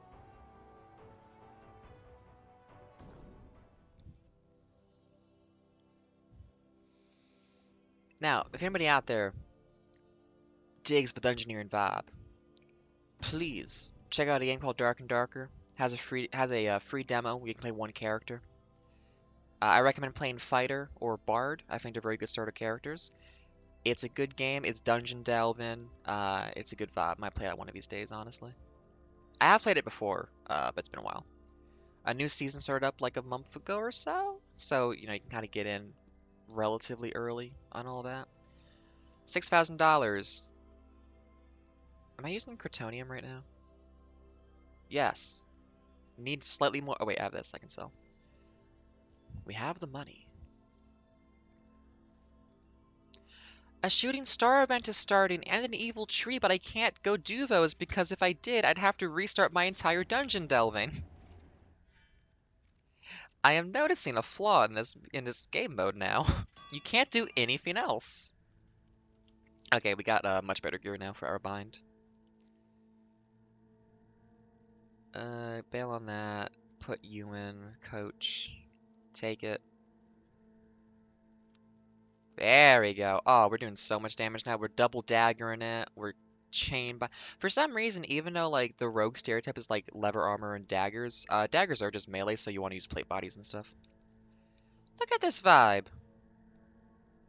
This is such a better look than the like jab yourself on the chin plate mail stuff.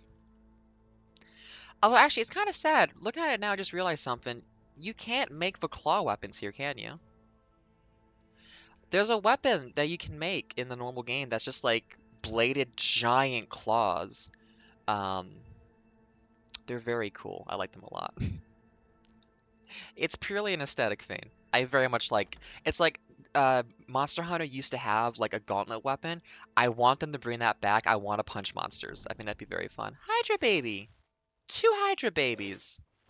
Time to stab you.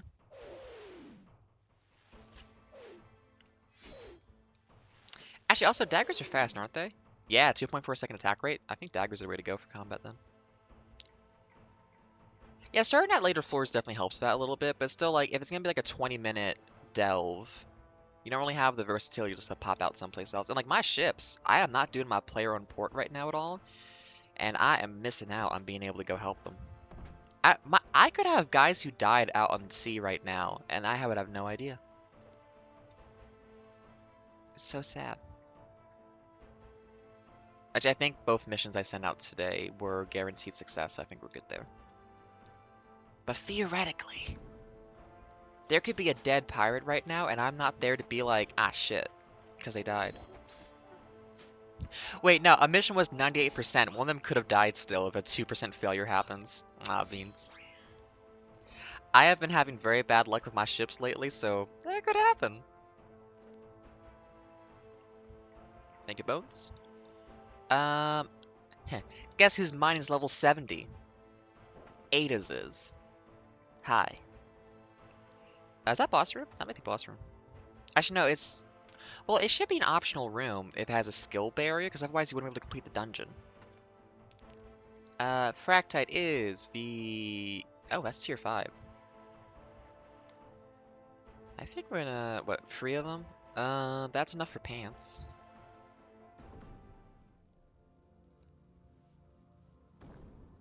Let's make some pants. Let's clear my inventory so I can make some pants. I'll sell some crabs. They are the worst food item here.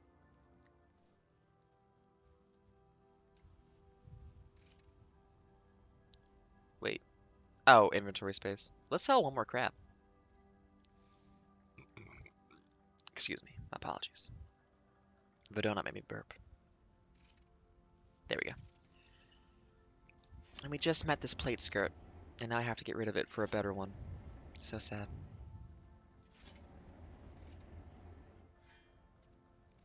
$138? Yeah, I'll take an extra 40 armor.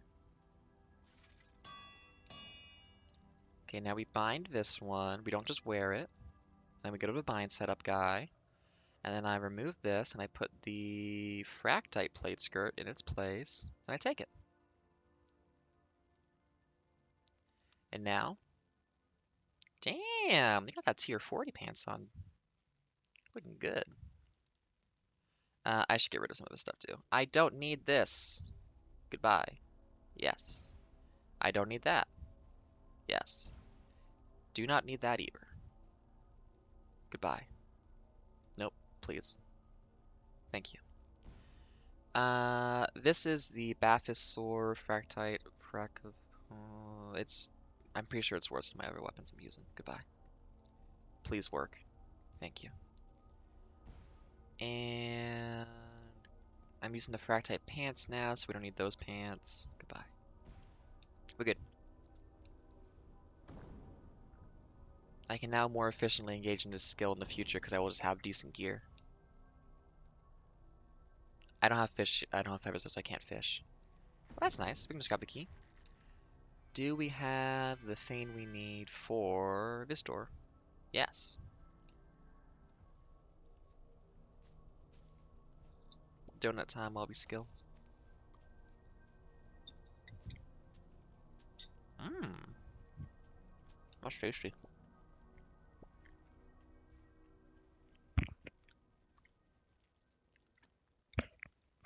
So I need 3,000 experience level up still. So it's like 2 or 3 more floors, I think.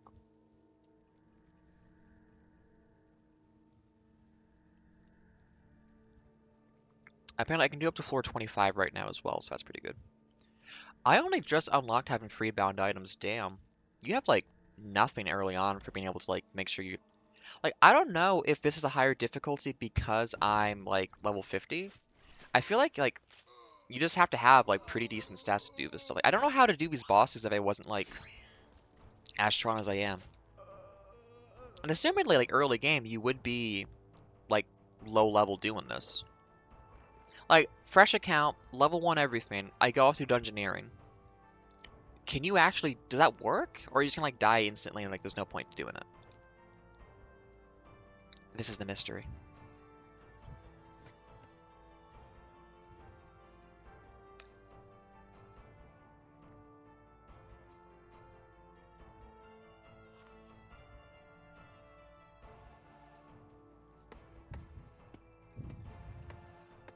Maybe I want, I have a plan to sometime do that thing of like, if I ever end up being big enough for donations, which I don't know, we'll see.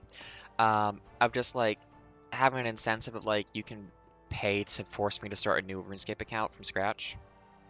Not this one. There would be like another one for streams that I would do that too because I have put too much time into this. But I think it'd be fun to do that. And in that case, I could start the game, skip the tutorial, run to the boat to Demonheim, and then only play Demonheim for the entire account and just see how that goes. I don't think it would go well, but we'd have to see. I wonder how much of this is reactive to your current skills and whatnot to ensure you have space and ability to do stuff.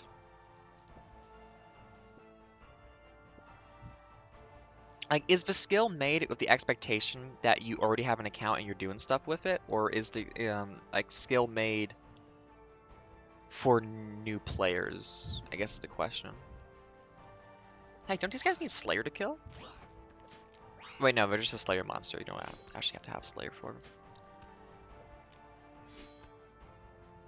Perish. Slowly. Eventually. Please? There we go.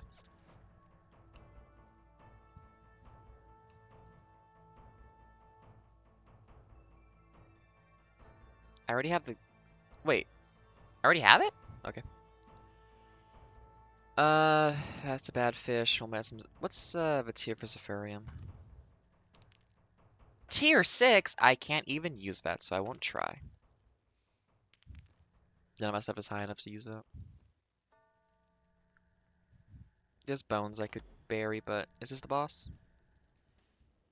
No. Hey, let's stab this man. Hey, it's more Zephyrium. And Fractite. Fractite is the tier 40 style. I could make a better offhand dagger, I guess. Let's see. Let's dump a red eye. And just see what we have to work with. Oh, and there was also... Wait. Oh, no, I'm on that one right now.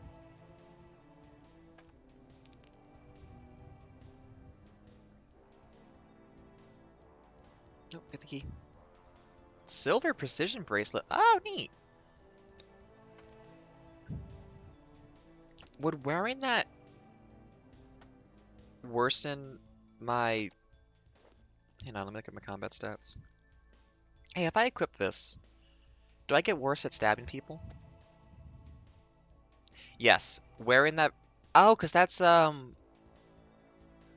glove slot, not your ring slot. Okay. Oh yeah, you have a ring slot that's permanent. I remember now. Well, actually, wait, get the bat. I'll bind that in case I want to use it for something else. This might be a decent item to have for being a ranger. Okay.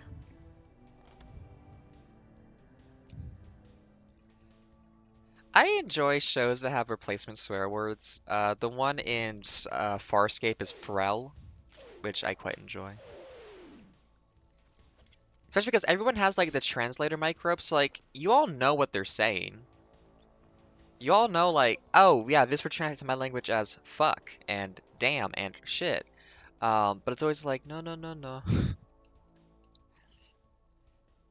The translated microbes are actually PG-13, so you only get one swear per episode. Actually, I wonder how that worked for TV, like if there was like a swear limit for how often characters could be offensive. Well, not offensive, just swearing. Swearing is not innately offensive. It can be, but it's not innately offensive. It's like how these like Marvel movies get one fuck or whatever.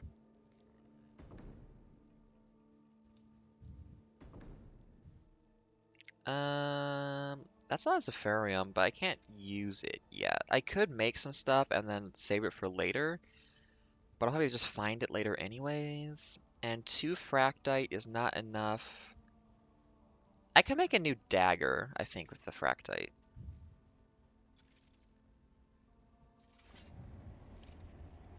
I would like an offhand Fractite dagger. 192 out of 2.4. Yeah, give me that. Which I will bind, and then have to go talk to a guy elsewhere to actually, like, do the thing with it.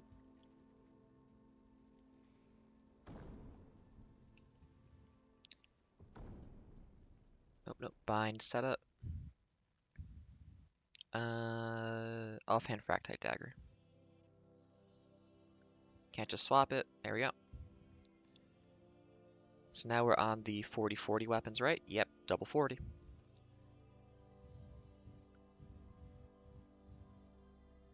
You know, I get the sense, having done this for a bit now, they kind of just wanted to make another game, and they kind of just put, like, another game in RuneScape that uses a lot of its mechanics, and it's not bad, but it doesn't quite fit in some ways. I don't know. Maybe I'm just being, unnecessarily cynical. I could believe somebody plays RuneScape just for this. I could also believe that if any game came out that was like this, they would play that instead. Oh no! It's a weird guy! Wait, actually, he's really cute. Look at that. Oh, I want to go in there. I want to go in there. Hang on, hang on. Look at this guy. What are you doing? Oh my god, it's a sliding tile puzzle and a boss? Yes, walk towards him. Thank you. Walk towards him? Walk towards him. Thank you. The secret to ice puzzles in RuneScape is they don't tell you, but if you can go diagonals, and that makes them a lot easier. Hey, can you not? Okay, can you not?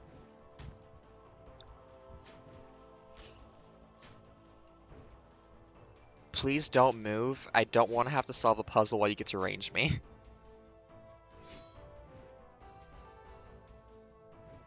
Stop moving! Oh my god, he's pushing himself back. No!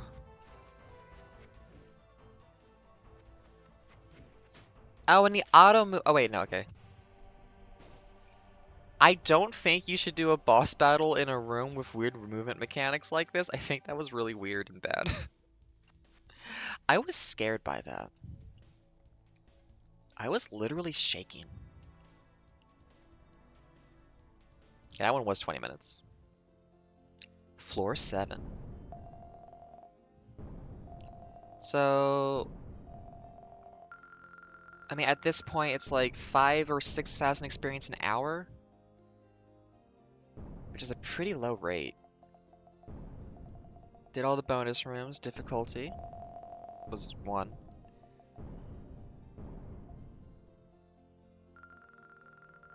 About, what, yeah, 2,000-ish?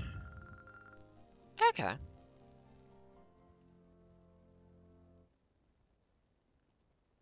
Again, I don't think it really scales well for being a skill, but it's fun enough to do this.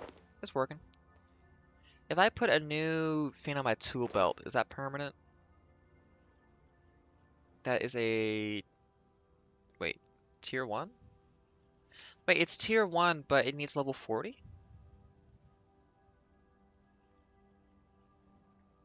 What's the order of these again? Hang on, what's the... What's fractite? Yeah, it is 40, isn't it? Yeah. Is that permanent, I wonder? Oh, let's use it.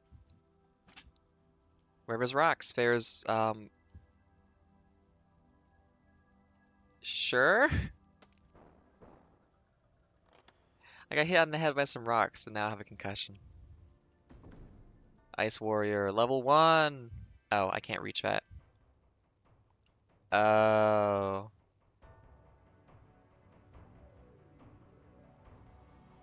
Yeah?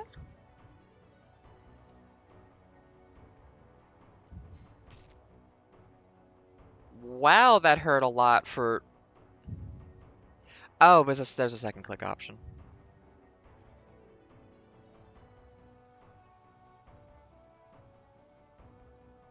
Definitely not a problem.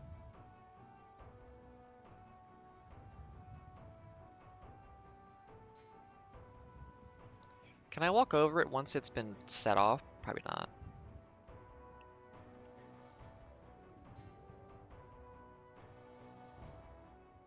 Well, this is the rogue in the party. I mean, I do have the knives now. This is my job. I'm the chill chuck of RuneScape. Oh, I just shoved them in the back. Damn. Yeah, sure. I'll take some stuff. I took a lot of damage, but that hurt bad. Hey, am I holy enough to do this? Ghost, fuck off. Yes. I need to eat some food. I'm hurting. Okay, now we can go kill people.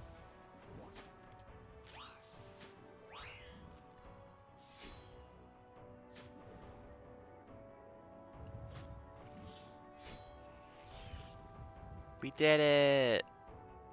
Hey, void dust.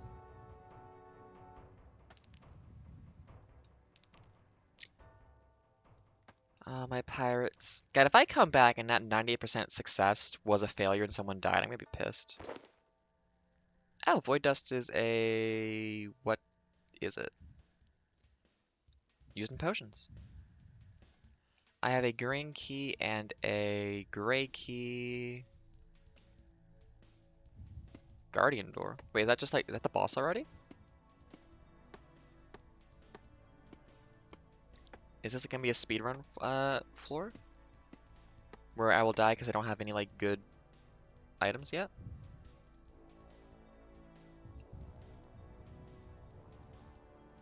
No, it's just another room. Actually, a room that doesn't have anything in it, huh?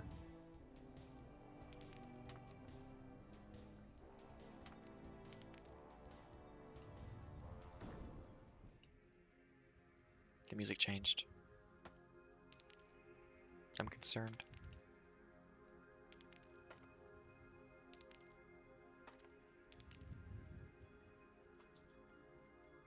So, out of curiosity, Mini Kritomo, have you played RuneScape for long, or have you recently gotten into it to start playing Dungeoneering lately?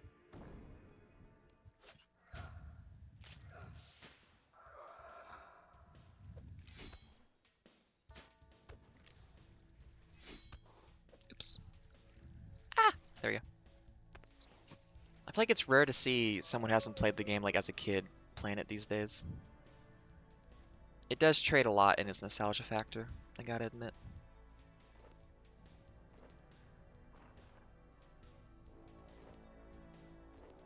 We don't have the red key. What you got for me? A man to stab. And a key. Goodbye, sir. Is this gonna be a strength door? Oh, beans. I'm gonna get a... What's it called when you overexert and part of your, like, the stomach muscle sticks out or something? Not a hernia. Oh god, what is it called? I do not know.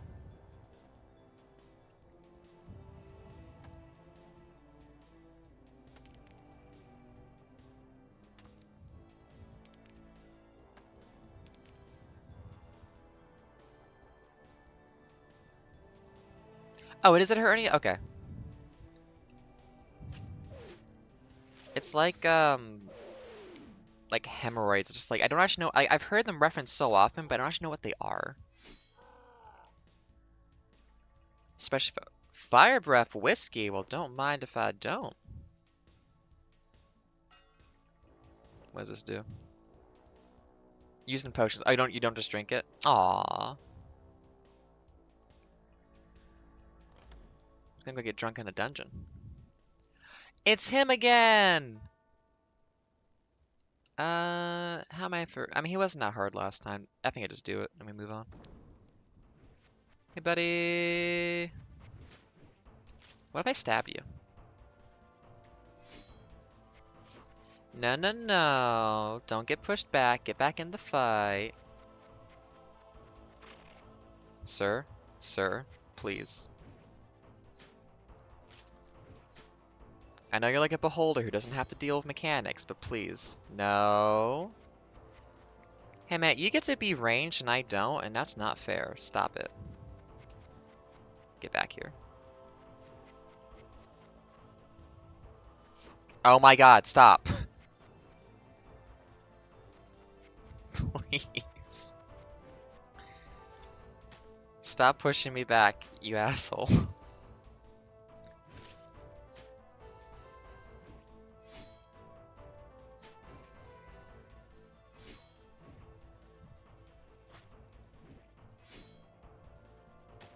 There we go. We good. Kratonite gauntlets. Stalker notes. Well, let's go read those. Yeah, walk over and pick it up, please. I don't need the whiskey. 4th Age, year 1832, date unknown. Of all of the creatures our master has brought through from other realms, the stalkers are by far the greatest triumph. Their very form is weapon in itself, floating grotesqueries that are essentially giant eyeballs or clusters of eyeballs, with vicious maws in places none would expect. They also command great control of the magic. Even the rank-and-file stalkers and the smaller seekers have great resistance to the to the magics of our world. The dark, twisted energies that are so rife in their home plane, coupled with the inherent magical nature of the beasts themselves, have allowed several unique and powerful stalkers to develop from chaotic evolution. One such unique example calls itself Plain Freezer Lacrahanaz in our tongue. I regret asking it to state its name in its own tongue, as the resultant combination of both audible and inaudible sound from its many lipless mouths gave me a huge headache and caused blood to cascade from my nose, which Lacranaz then froze. This one has great power over temperature, and I believe the best place for it is near the surface, where the environment is cold, barren, and most importantly, far away from me. Story time! Level 8. Ada has hurt her throat by doing a silly voice again. I like doing that though, it's fun. I don't think about like how I speak too much naturally. I sometimes about like getting like vocal train and stuff because the whole, trans thing. But it's like, when I really put my back into it, I have fun. Anyway. Damn, 1,000 experience. That's slow as hell.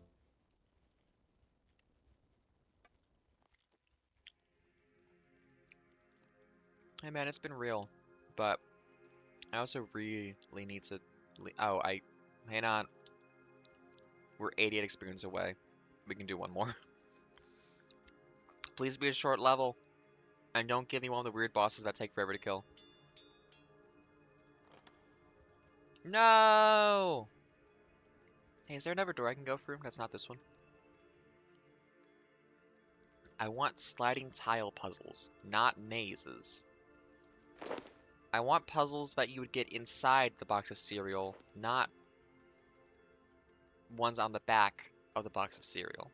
I'm very particular. It is a tier 1 hatchet. I guess that means it sucks.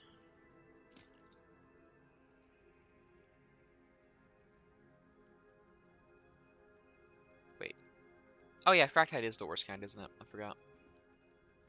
Ooh, that's a knife. Russian knife. What does this do? Oh, okay. And if you work backwards, oh yeah, but it's just can't reach it, and it's a barrier on. No, I can go through this way. We're good. Not a hard puzzle. Oh wow, that time is so short though. Holy shit. Open. Wow. Can you can you remove all the barriers so I can just walk? No, okay. Puzzle solved. We will still limit your ability to navigate. I guess. Oh, the pillows disappeared though, so at least you don't have to worry about that. Give me someone to stab, please. That's my main ability. Oh, well, let's burn this door. Let's start a fire underground in an enclosed space.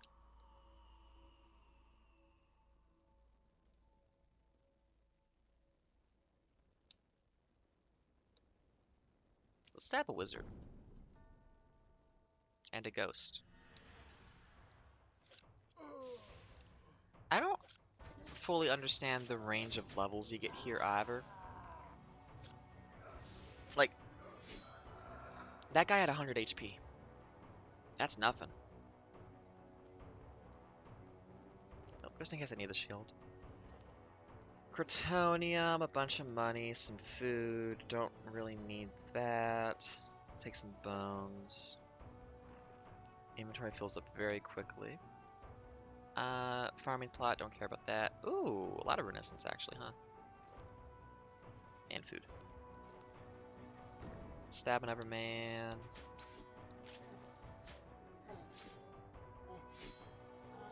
Pick up a key. Come on.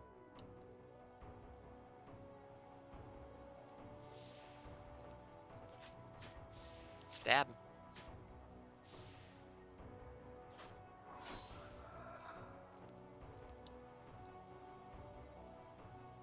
Oh, use my little thieving skills for a minute. Oh, actually, 1,000 experience for that's not bad. I mean, it's one safe cracking is like 8,000, but unless the level requirement was pretty high, that's actually not a bad way to do your thieving then, huh? I wonder what the recommended baseline skill levels are then, so you can actually like do some stuff here. Spider, please die faster.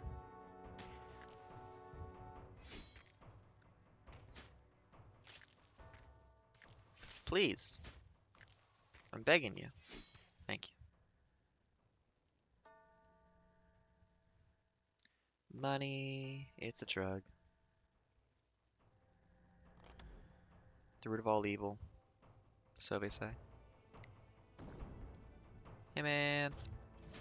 Do you have bones? I can see through you. Where are your bones? But you dropped them. I just don't understand. This is a bad hatchet. No, don't pick up the hatchet I just dropped. Pick up the bones. Thank you. Do I have the key? Yes. Are you a boss room? Oh my god, it's the same guy again. Yeah, let's just do it. I've killed you like 3 times now, man. Yeah, walk towards him. Thank you. I wonder if Dungeoneering is a skill that they haven't like re-examined in years. Cause like for touch-ups and just acknowledging like where the game is at right now. Cause I don't think Necromancy is a combat skill you can actually apply to Dungeoneering. Which makes me kind of wonder like, okay, wait, so like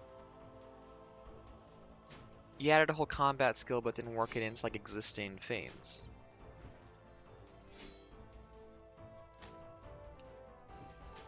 I need you to perish. Give me my first genuine level of Dungeoneering that has not been me cheating. I mean, not like cheating, but just like using game mechanics in a way that's like my first non-lamp. Time for me to lose my voice. Year 1285 of the Fourth Age. There's been acceptable progress since my last entry, but I still crave for more. I will have to work on my reawakening. I will have to work on reawakening my lost power. While my mighty slumber restored a large amount of power, it was once again lost in my great search for this place. Evading detection required some interesting methods and many disguises, which has again left me drained. I have faith. In time, my full power will return once more, and when it does, I shall break through the world with such a fury as to make him proud. Praise be to Zamorak. Hail Satan, basically, you know? That's this world's version of that. Level 9. Home goods. And hopefully a lozenge for Ada. Oh god. Sorry, don't mean to cough in the mic, just...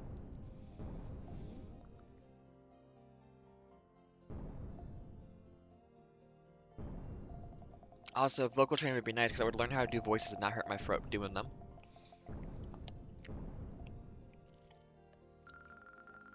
Ugh. Big sippy.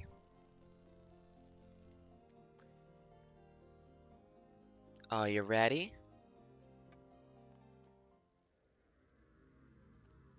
Yay! It didn't make the noise, but we did it! New boss we can find! Hey, I'm leaving. If I leave here tomorrow,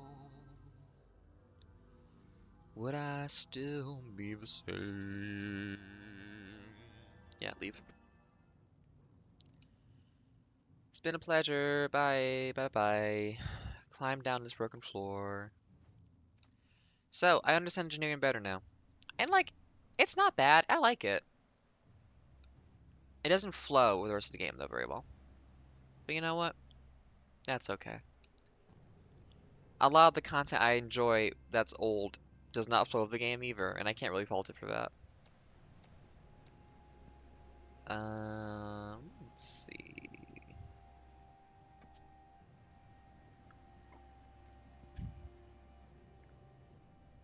And now it's time to get back to the important stuff. And also,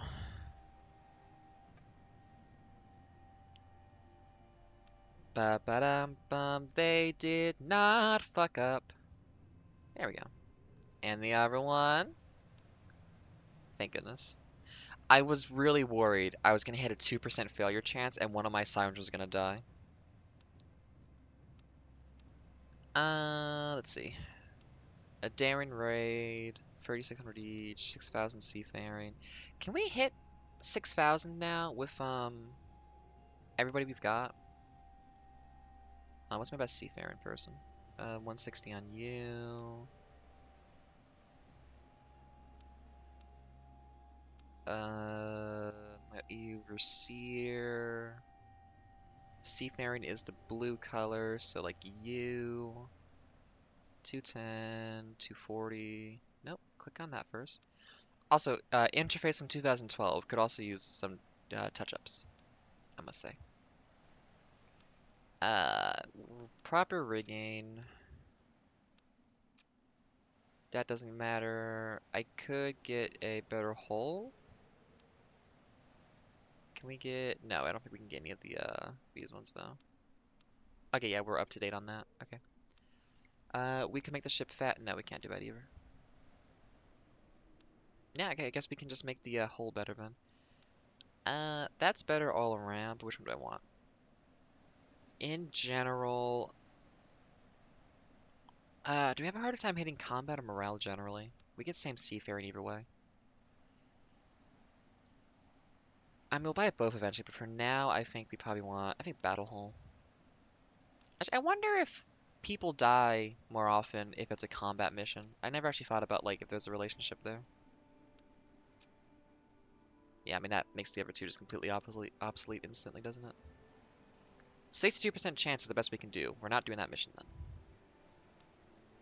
then. Can we hit... I mean, we're pure seafaring right now. We can't even hit that requirement. They make these a little bit too hard, honestly, at this point. Like, it's already out of my range to be able to do these missions. But I mean, you gotta try, don't you?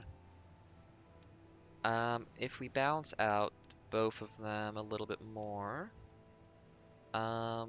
Sirens are a multi-class on that. We would get a 50 bonus though for someone else, but no one's really better. Best combat we have is going to be a 240 on you. Cyclops is... We'll give morale, but I don't need morale. I don't need extra experience either. It's also redundant. I guess we could swap in you. Like so. And we're up to a 70% chance. We got the combat. We don't need the morale bonus. That's the best hull we've got. Yeah, that's the best we can do.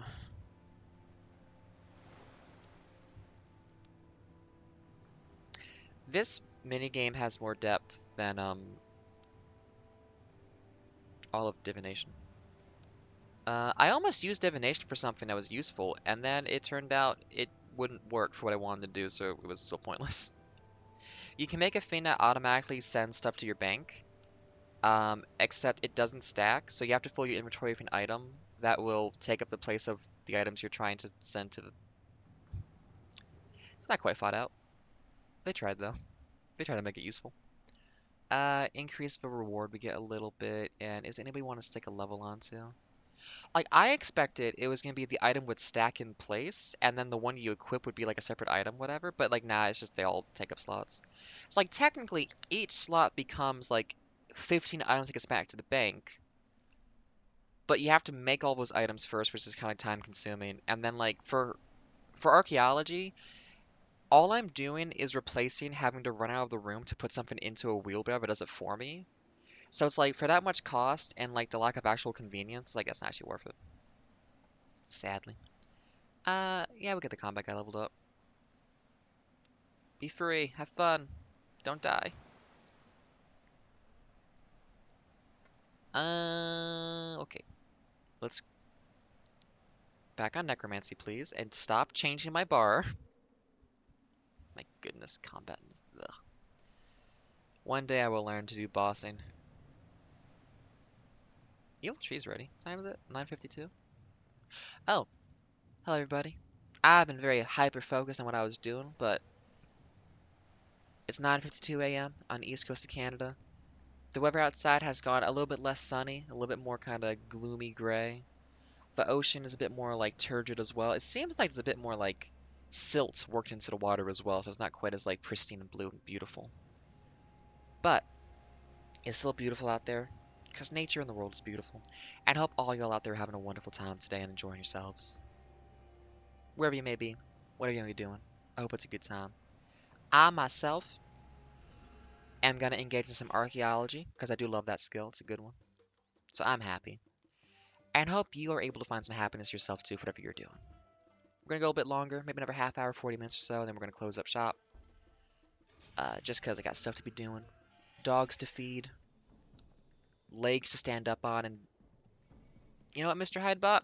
I almost forgot. Thanks for reminding me, buddy. I'm going to stand up and stretch my back, because I forget to do that way too easily. Ugh. Also, I have fucked up my throat. I gotta learn to do voices better.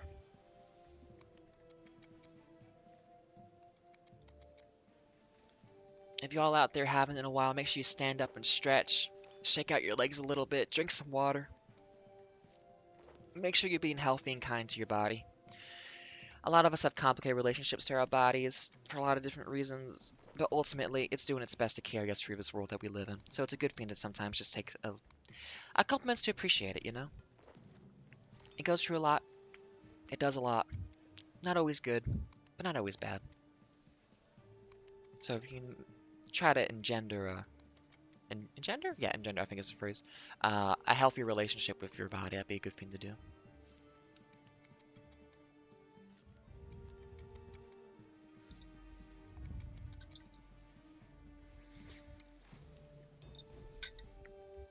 And if you have a minute, make a plan to do something nice for yourself today. Just like, if you're at work right now, make a plan for when you get home or you're done working if you work at home to do something good for yourself. Something special. It's Friday, end of the week. If you're in a relationship, maybe take your partner out for a nice dinner or something. Cook something fancy for them. Just make sure you make today a nice day for yourself in some way that's kind of special to you, okay? I think that's nice to do.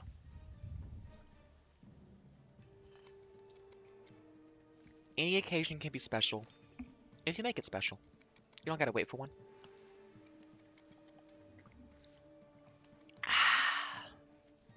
And really do drink some water.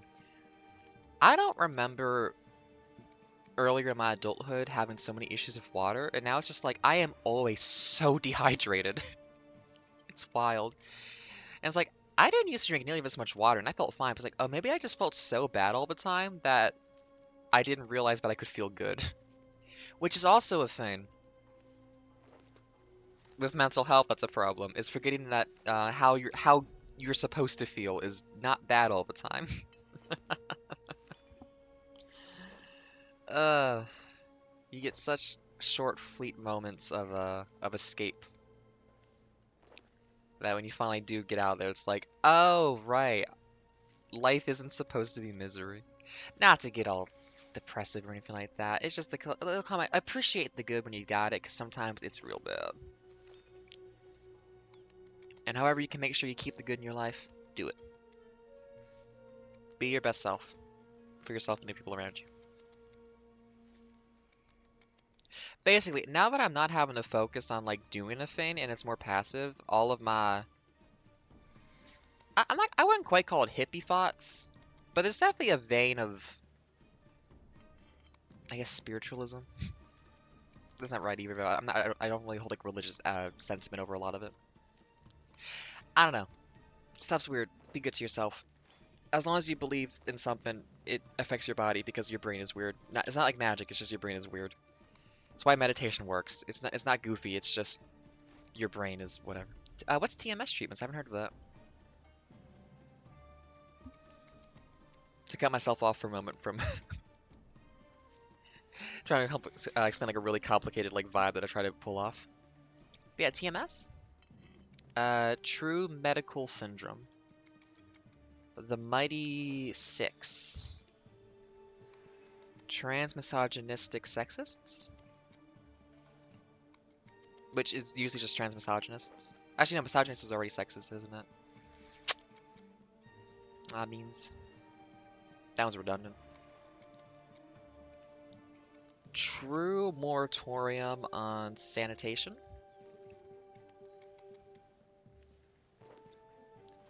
Tyrannosaurus Mex Saloon.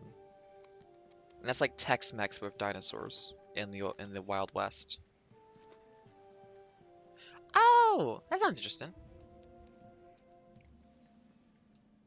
I wonder, cause like there is electrical charge in your brain. Like that's part of what's going on in there is like your brain is a lump of fatty bacon that electricity shoots through. So I guess that would do something, because magnets are also like a weird electrical thing. But I wonder like how that actually works, or if it does. That's interesting. Oh, I wonder how it works. I wonder if that works for ADHD though, because ADHD has like specific serotonin and dopamine issues. Of how that works. Good to know. Pretty cool. I mean, I've recently realized how much. Oh, interesting. Oh, well, I mean, that's a word of mouth recommendation there. Ooh, free stuff. Thanks, man. Um, I've recently started trying a little bit of caffeine again. Like, so in 2013, Ada goes to the fridge to drink a soda. As she picks it up, she realizes, wait a minute, I don't want this. I just haven't had one yet today, and it's a routine, not an actual thing I do to enjoy. So I stopped it 12 years ago. And now recently I've gone like, soda's bad for you. But the caffeine was probably like something going on that might have been good. Um, so I've been trying chai tea to see if that's like good for me. And I gotta say, when I have chai tea, like, so a couple weeks ago I tried chai tea, but I was doing like, okay, I want to focus. Caffeine's gonna like make my brain chill out, and I can like work better. Ha. Um, and then it didn't, and I was like, oh, this makes me feel worse. Actually, I'm gonna stop doing this. I tried again though, and this time I was like, I'm just gonna do this and chill. And I was like, oh, that's the problem. Caffeine puts me to sleep. Having a nice little chai tea makes me so sleepy and loopy and loose that it's like, oh yeah, I was like stressing myself out trying to like be focused and on point when what this does for my brain is it makes it relax, finally. So it's been nice to like, experiment and like try that again. And just be like, oh, I have a button I can press now that like adjusts my anxiety. Huh, interesting. When I hit that weird like 1, 2 p.m. like anxiety thing, I can have some chai tea and just like have a nap instead of like freak out. Well, not freak out, but you know what I mean. Or maybe you don't. It's a mystery. Basically, I can have a good time and not a bad time. That's nice. It's been a weird rocky road getting back from Montreal and trying to do stuff again. But I'm trying my best to experiment and figure out the best ways for my brain to work. And it's like realizing like how much like an occasional chai tea could have done for my anxiety and stress back in the day. It's like, oh, I could have really used that. Hey, when I was doing my undergrad degree and then my master's and did not finish my master's. I don't have a master's degree. I'm not an elitist. I say jokingly. Props to anyone who can finish that shit. It was so hard. Um, but like doing that with nothing to help how my brain works, I'm realizing now, I was like, oh, I was doing that in the hardest possible way for how like I exist as. It's like, ah, beans. I could have done so much to have an easier time. For one, I could have said no to doing like the million things I was doing constantly. Oh my goodness. And then COVID happened. Not a unique story, but still one it's like, ah. Much as Smash Mouth would say, and then the morning comes.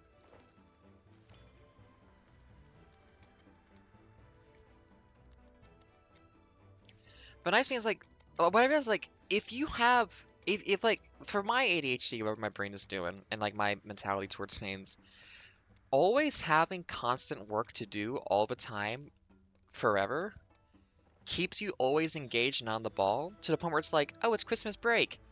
Oh god, what do I do? I have nothing to do. Oh shit, I'm so anxious and like stressed and weird. Um,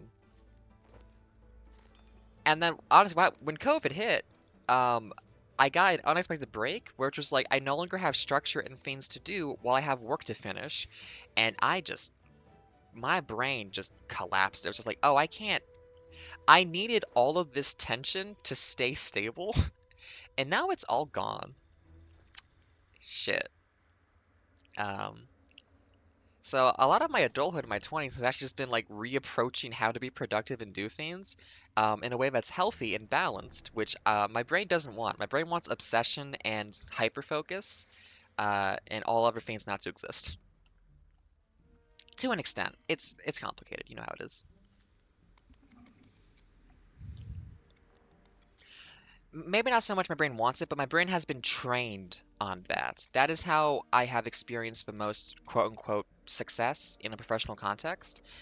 Um, which was not good for me. I honestly, I wish I had spent my early 20s and my time in university very differently.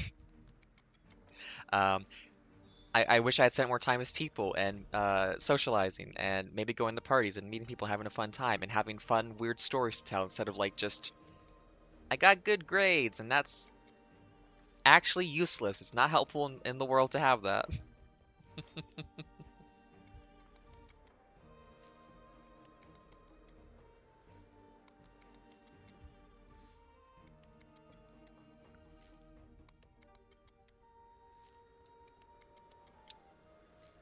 But some things never change. And I still play RuneScape.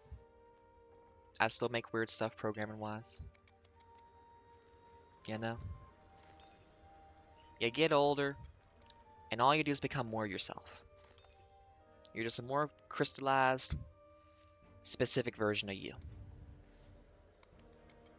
And folks will appreciate that and enjoy it, and all will be good.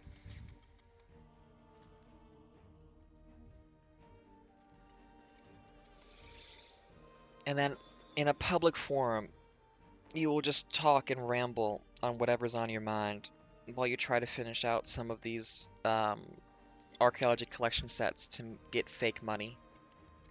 Oh, that's right. I was gonna call up a stream trying to get those croissant donuts because the currency for this is called Chronotes. And I was just like, damn, I found a food stand that actually sells these things. They're like always sold out everywhere else. Were Chronotes good?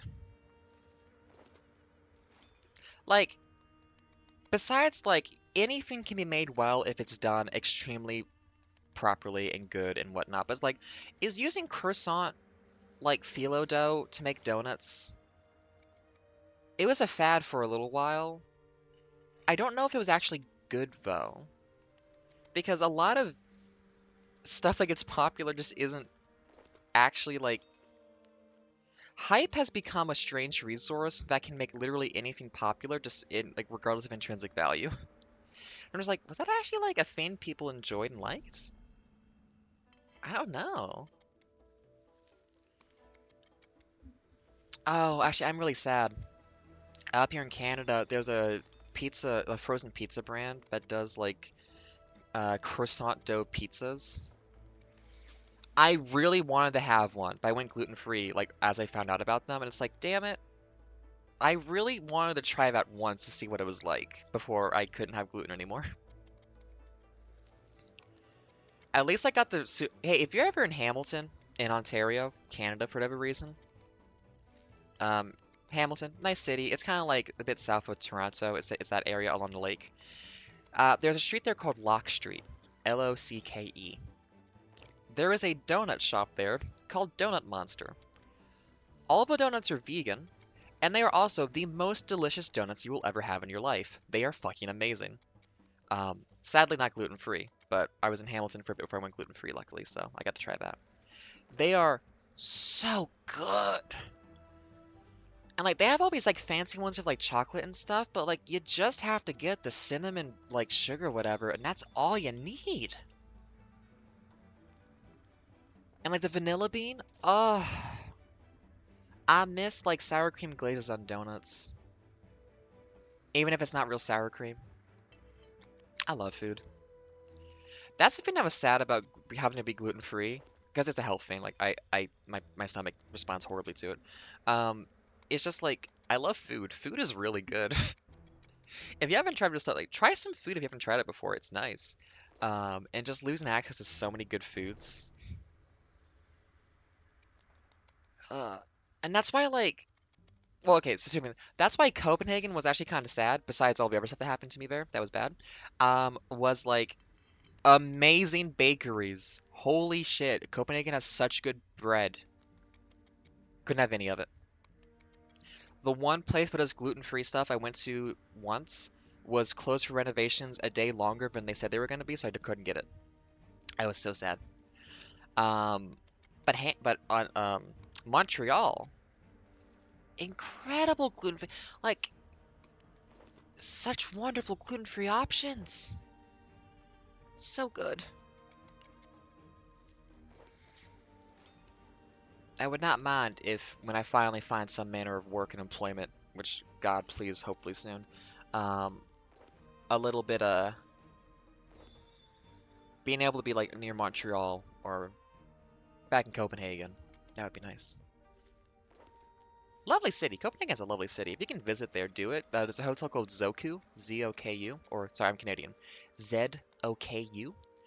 Um, it's like loft beds, lots of space, a kitchen in there too. It's a very nice hotel. It's on top of a grocery store as well, so you can just like walk downstairs or take the elevator down and like get groceries and cook in there with a beautiful view. It's next to the metro. I love cities. I mean, Hamilton wasn't a great city. That's because its only public transit was a bus. Montreal and Copenhagen, though, they have metros. Holy shit. I like a metro. And Copenhagen's is all like on an app that you can just use to like say, hey, I'm on a trip now to like pay your bus fare and whatnot. So it's super easy to just take the metro and all that in Copenhagen. God, it was such a good time. If only I had any amount of work experience in my discipline besides education, so I could more easily get a job there again. Well, not again, a job there at all. Ah, well. At least where I am right now, I can take like a train line to get to Montreal for like a couple $100. So, if I start making some money, I can at least get to Montreal for some trips like once in a while. Okay, that is 2 of each of these, so that's good. We can move on to the next one. I don't know if this is efficient, but I want chronote currency, so I'm just gonna be getting some sets put together of this stuff so I can pay my grad students.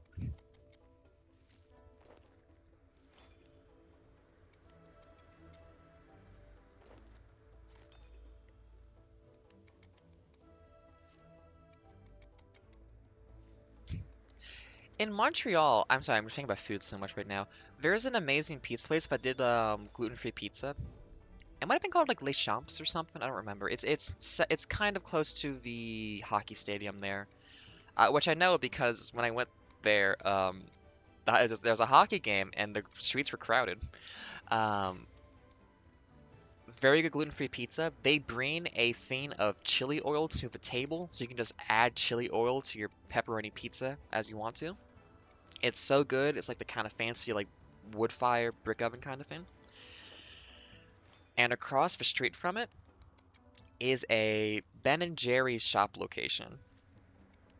I did not know Ben and Jerry's had stores, but it's like a Cold Stone type thing. Just go in there and like get some ice cream and whatnot. It's like this is like a perfect like super easy evening of just like go get some pizza. Or like it's also like okay, if you're in Montreal, you can have a day of just you go to the museum and you walk around it for a while and you see all the beautiful art that's super inspiring and wonderful. Unless you have shin splints, in which case you do that but you're in pain constantly. I haven't walked a lot lately, so that was kind of unfortunate. And then once you're done there, you walk like 5 minutes, amazing pizza place, incredible, and then after that, you get some ice cream. The metro's like right next to you as well. Oh my goodness. All you have to do is have like a stable income so you can afford luxuries like that. It wasn't even that expensive, honestly. It's just like not having income right now is making it a little bit tricky. I get that Fiverr put up so I can maybe get some renown as somebody who makes stuff. My goodness. I love food. Like a big thing that's gonna influence where I end up living is just gonna be like the food options, I think. Cause like I cook. Like I am good at cooking. I know how to do it. I've made some fancy stuff before. For someone's birthday in high school and then again for someone else in university, I made like a 4-level espresso ganache cake kind of thing. Um, I think baking is where I shine. I like baking. I like making my sweets, my treats, my desserts. Um, but also like I don't know, just I'm good at cooking. It's a skill that I'm always like surprised when someone doesn't have that skill because it's like, what do you mean you don't know how to cook? It's like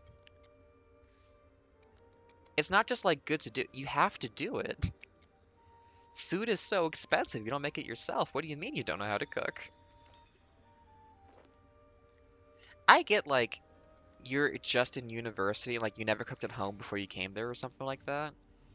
And even then, it's like, well, sure. I mean, there's the meal hall. Maybe you never really had, but like as soon as you're in your own apartment and you have to buy your own groceries, it's like, oh, I get, yeah. I mean, I guess if you're, I don't know, but it's just following recipes, and you get to feel so cool. Like if you can crack an egg open with one hand, you feel so cool doing that. Like just being able to like dexterously like separate that with your pinky and thumb after getting a crack in there. Food is so good.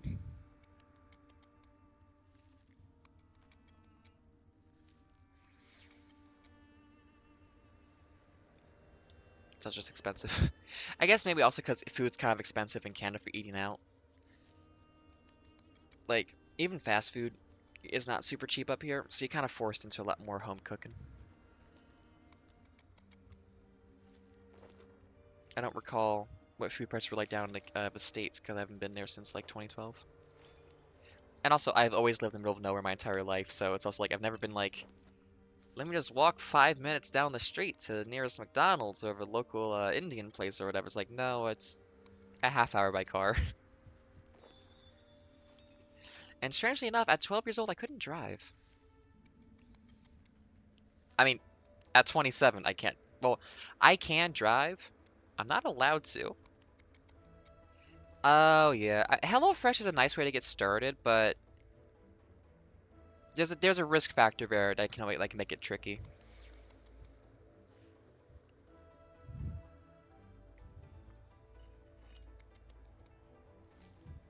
It's one of those things that just needs practice. Unfortunately, it's a thing that you have to practice where mistakes are usually like, well, I have to eat this anyways, which is very rough. So I can see that being hard to get into. Very much worth it though, I think.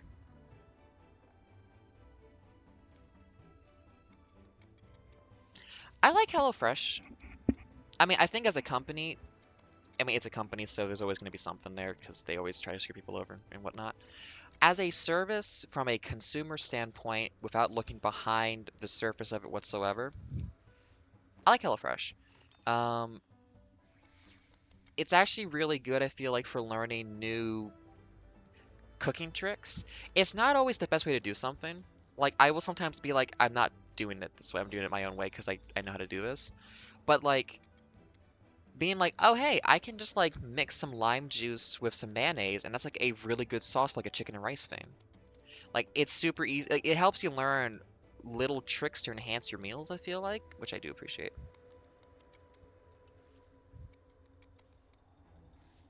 But yeah, there's always the risk factor of making a mistake on your food. Like, so much of it comes from feel and from just, like, knowing, like, how much oil to put in the pan, how long to let it heat up for, how to shake it and, like, flip it as best as possible. Like, a lot of that comes from feel that you have to just, like, get from that trial and error as a gunnin. Um, I can see that being something that's hard to develop later on. But my goodness, I love food. Being able to make food. Oh, delicious.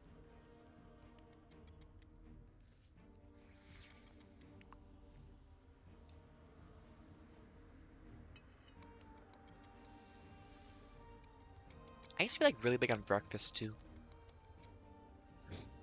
Like pancakes every morning, like eggs and sausage and toast or ham maybe, like whatever I was in the mood for that day, and bacon and all that. Lately though, I'm kind of like, when I wake up, it's like, I don't really want to eat when I wake up. I'm just like, no thank you. I'm like, ugh. So of recent times, I have not engaged as much in breakfast foods. But it turns out your brain wants protein. Um, is like an important part of your brain function. So breakfast is good for getting you started. So I've been doing protein shakes instead, and that's been nice. Easy and fast way to kind of get yourself started in the day. I mean, in general, I really love a good meal replacement protein drink kind of thing, because like I still will need to eat food. It's not gonna be a full thing, um, but at the very least, you get to not have the mental overhead of a meal and cleanup and having to eat a thing that you might not be in the mood for. I don't usually, I think, have like the thing of like food textures and just like I don't want to eat that right now kind of issues, but damn, sometimes it's just like I don't want any food at all. So shakes are nice for that. Oh, that sounds nice. If you're able to do that, Vormeyer, and if you're comfortable wanting to do that, of course, as well.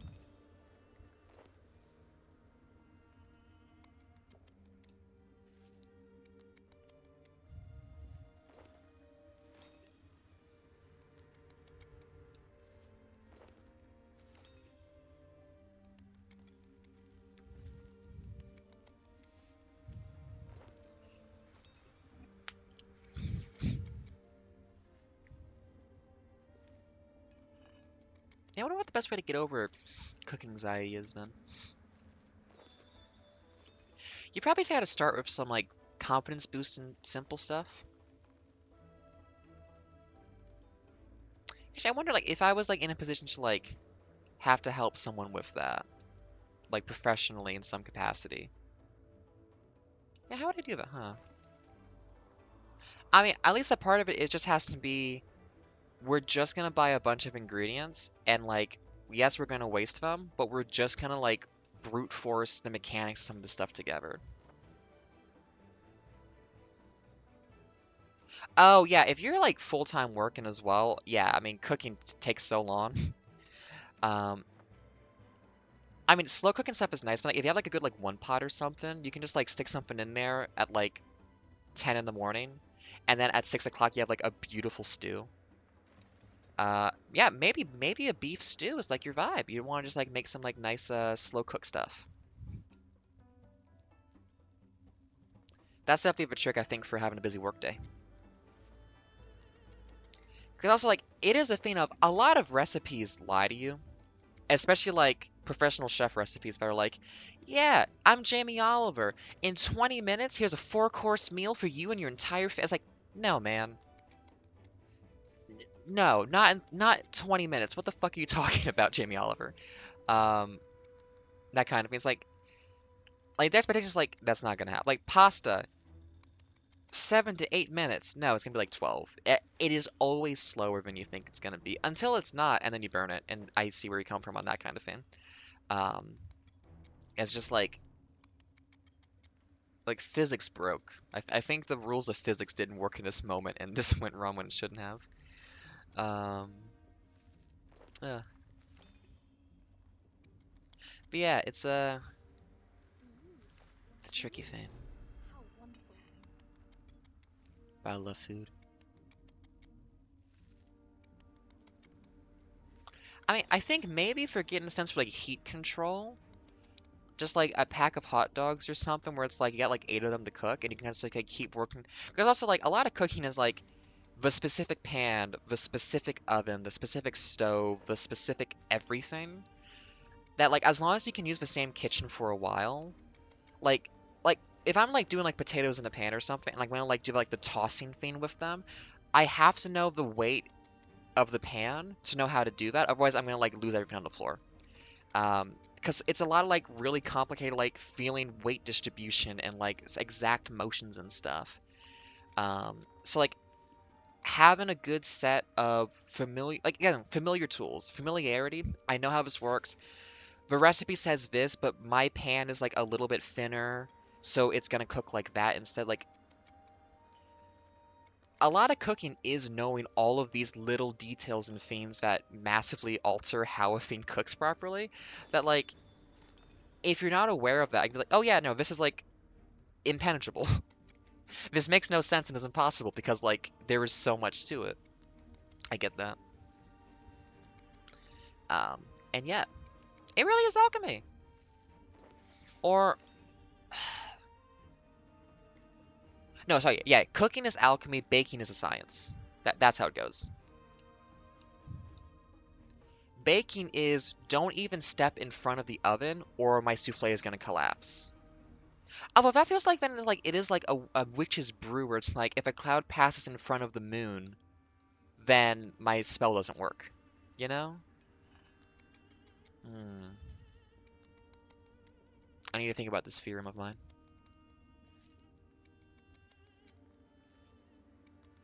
No, a witch would cook, a wizard would bake. Well, yeah, like Terry Pratchett just like Discworld wizards. I think it's like the expectation of a result of like I did all of this right and we're gonna get it and it's gonna be fine. And like baking is like the 20 minutes prep time and then you wait an hour kind of thing. So I think yeah, baking is definitely like the more like science oriented kind of thing. And I mean cooking is just vibes. It's jazz. It's more about the ingredients you don't put in the food. You just gotta figure out what works.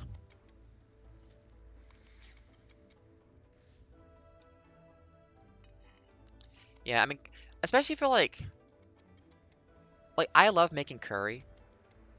Um, if you want to make a good curry, and it really is about like adding spices at the right time, cooking it the right amount of time, like all this other kind of stuff.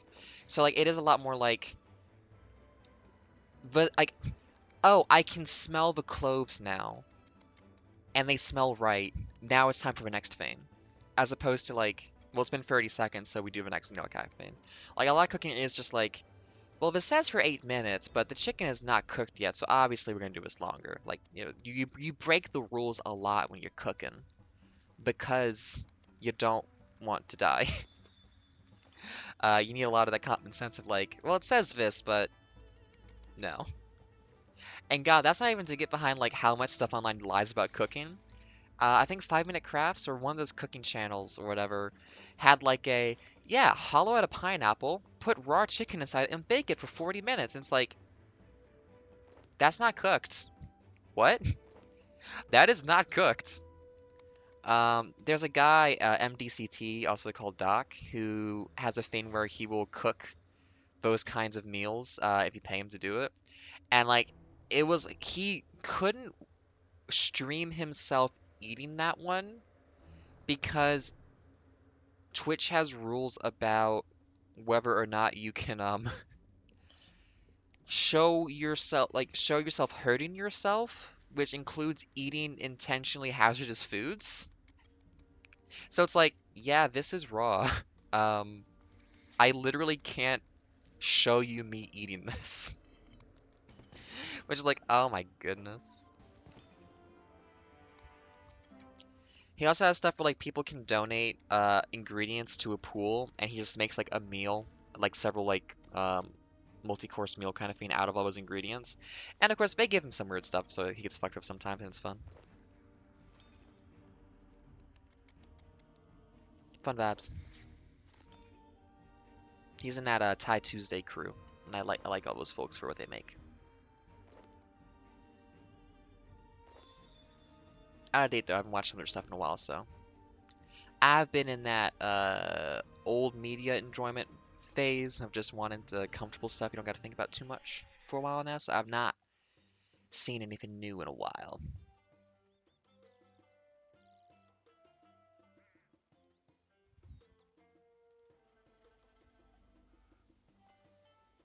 Let's see. Ooh, we got a lot of stuff. Nice.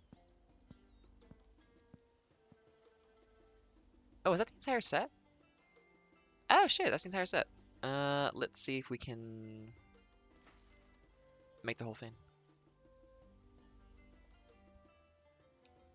Wait a minute. Hold on. Stop it. There we go. I forgot to put my outfit back on.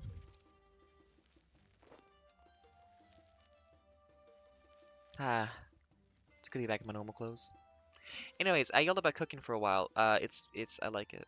I hope you're able to find how it works for you. You're able to find the vibe and the mood and the approach that makes it an enjoyable experience for you.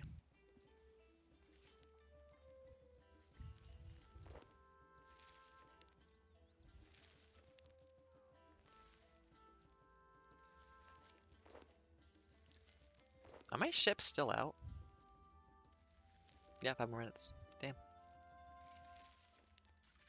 I try to close up shop soon. A couple more minutes. I like keeping these about 3 hours each. If I go any longer, I think I tire up my brain.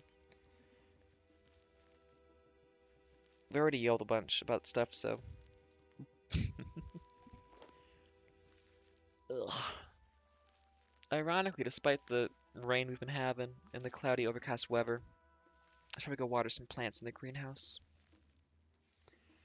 Got one of our dogs bit a hose in half, so we don't have the sprayer right now available to us. And it's just like, I have seen the hose sheet bit in half. It's a really clean cut. It's almost like, does this dog have a knife?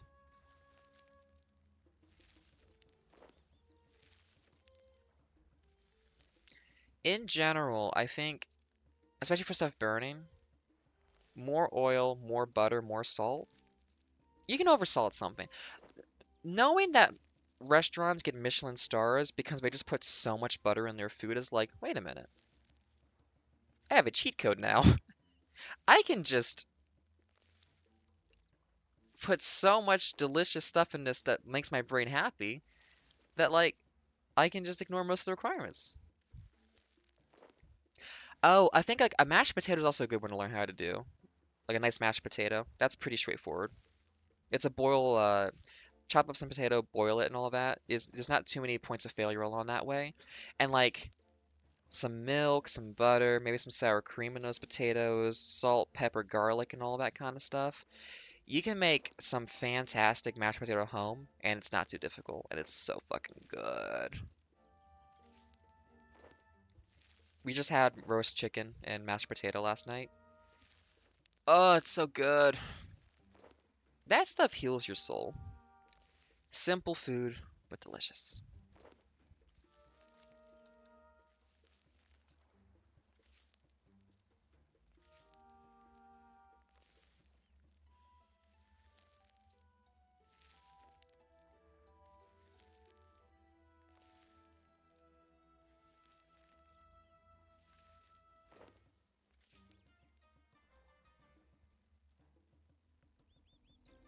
But thinking about it for a moment, I have also made plenty of curries, but I have burnt to hell. So it is a bit of stubbornness of just like, I have learned my lesson, and my next curry will not be mostly burnt on the bottom and taste bitter. So he's got to stick with it. There's a reward at the end of the experience for you. Okay, which artifacts does she not have yet for Zarosian 1? Uh, Shield, painting, figurine.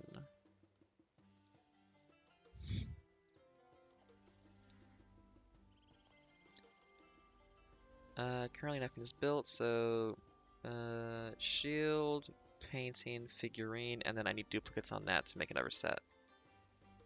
But we will see if we can make an entire set, so that we can get a bunch of stuff off of it. Shield and figurine primarily, and painting.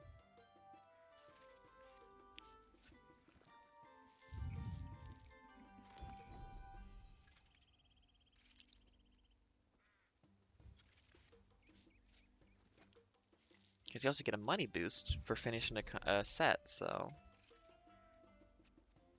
just one for now.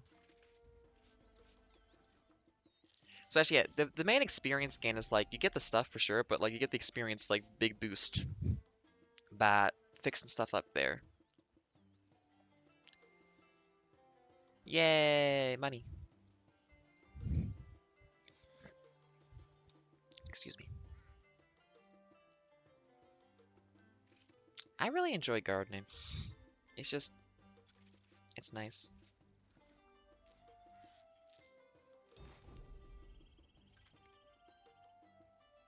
I want to, because I'm trying to drink a little bit of tea, I kind of want to get a little tea tree plant indoors.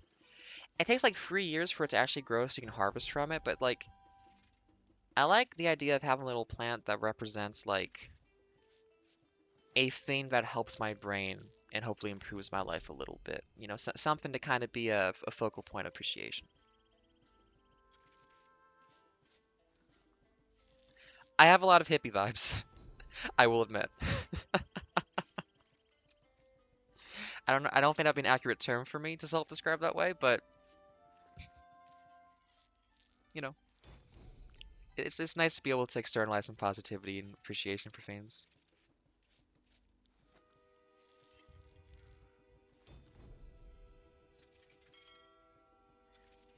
I just like growing plants too. I like gardens.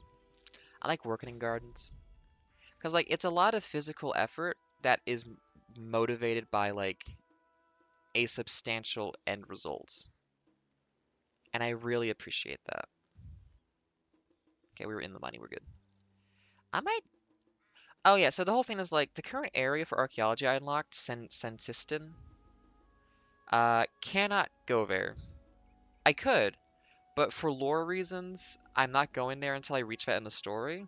So technically, the area I'm supposed to go to level this skill for a while, I'm skipping for moral reasons. So I need to do other stuff to level it for a while because I do want to level archaeology. It's fun. I feel good for doing it. Um, Need more of that. Need another shield. Could also do a run for Zamaraki and stuff too while I'm at it. Um, Also I can go do a new area in. Yeah, I'll show it off for a second before I mosey off to go do other stuff. Play with the dogs, feed them, do some garden work. Now we do live coastal though, so planting is a bit difficult here. Um, the wind just destroys stuff. We had a windstorm a while back that knocked the power out for like 8 hours, and just if there was a tree that was, not quite living properly, oh, it absolutely fell apart there.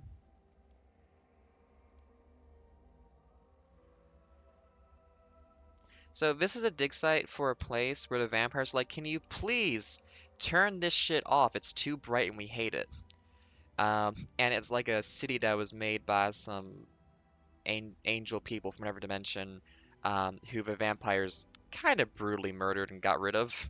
And now they're like, okay, but we killed all the people who could have told us how to turn this off. Can you please figure it out for us? It's like, well, okay.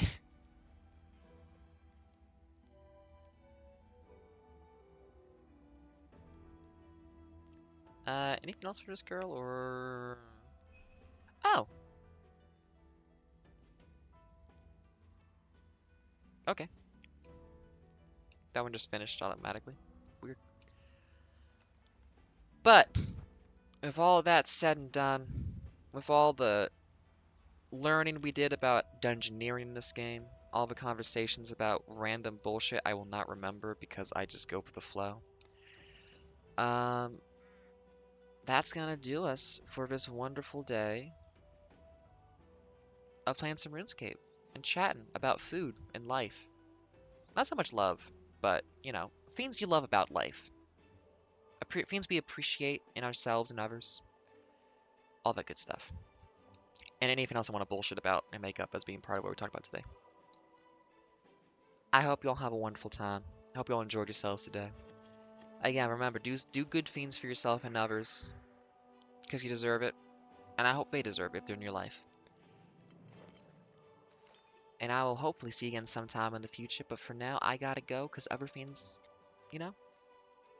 Also, I've been going for like 3 hours, so I should probably, rest my voice, because I did a funny voice for some book reading, and ow. Actually, I have had the idea that at some point I might get a PDF of the RuneScape books they released way back when, and just, narrate those while I skill in the game. I think it'd be very funny to juxtapose, the epic stories and lore of the books and just be like, I'm just cutting trees. That's what you do. But thank y'all for being here. It's a pleasure. It's a lovely thing to be able just to pop online, have people to talk to sometimes, and just exist and have someone have to deal with my bullshit that I talk and discuss and throw out there. Have a wonderful night. Be groovy. Well, not, wait a minute. Have a wonderful day. It's only 10 in the morning. And see you sometime in the future. Goodbye. I'm gonna assume no one's going, so I'm not gonna do a raid, but find something satisfying to suit yourself with.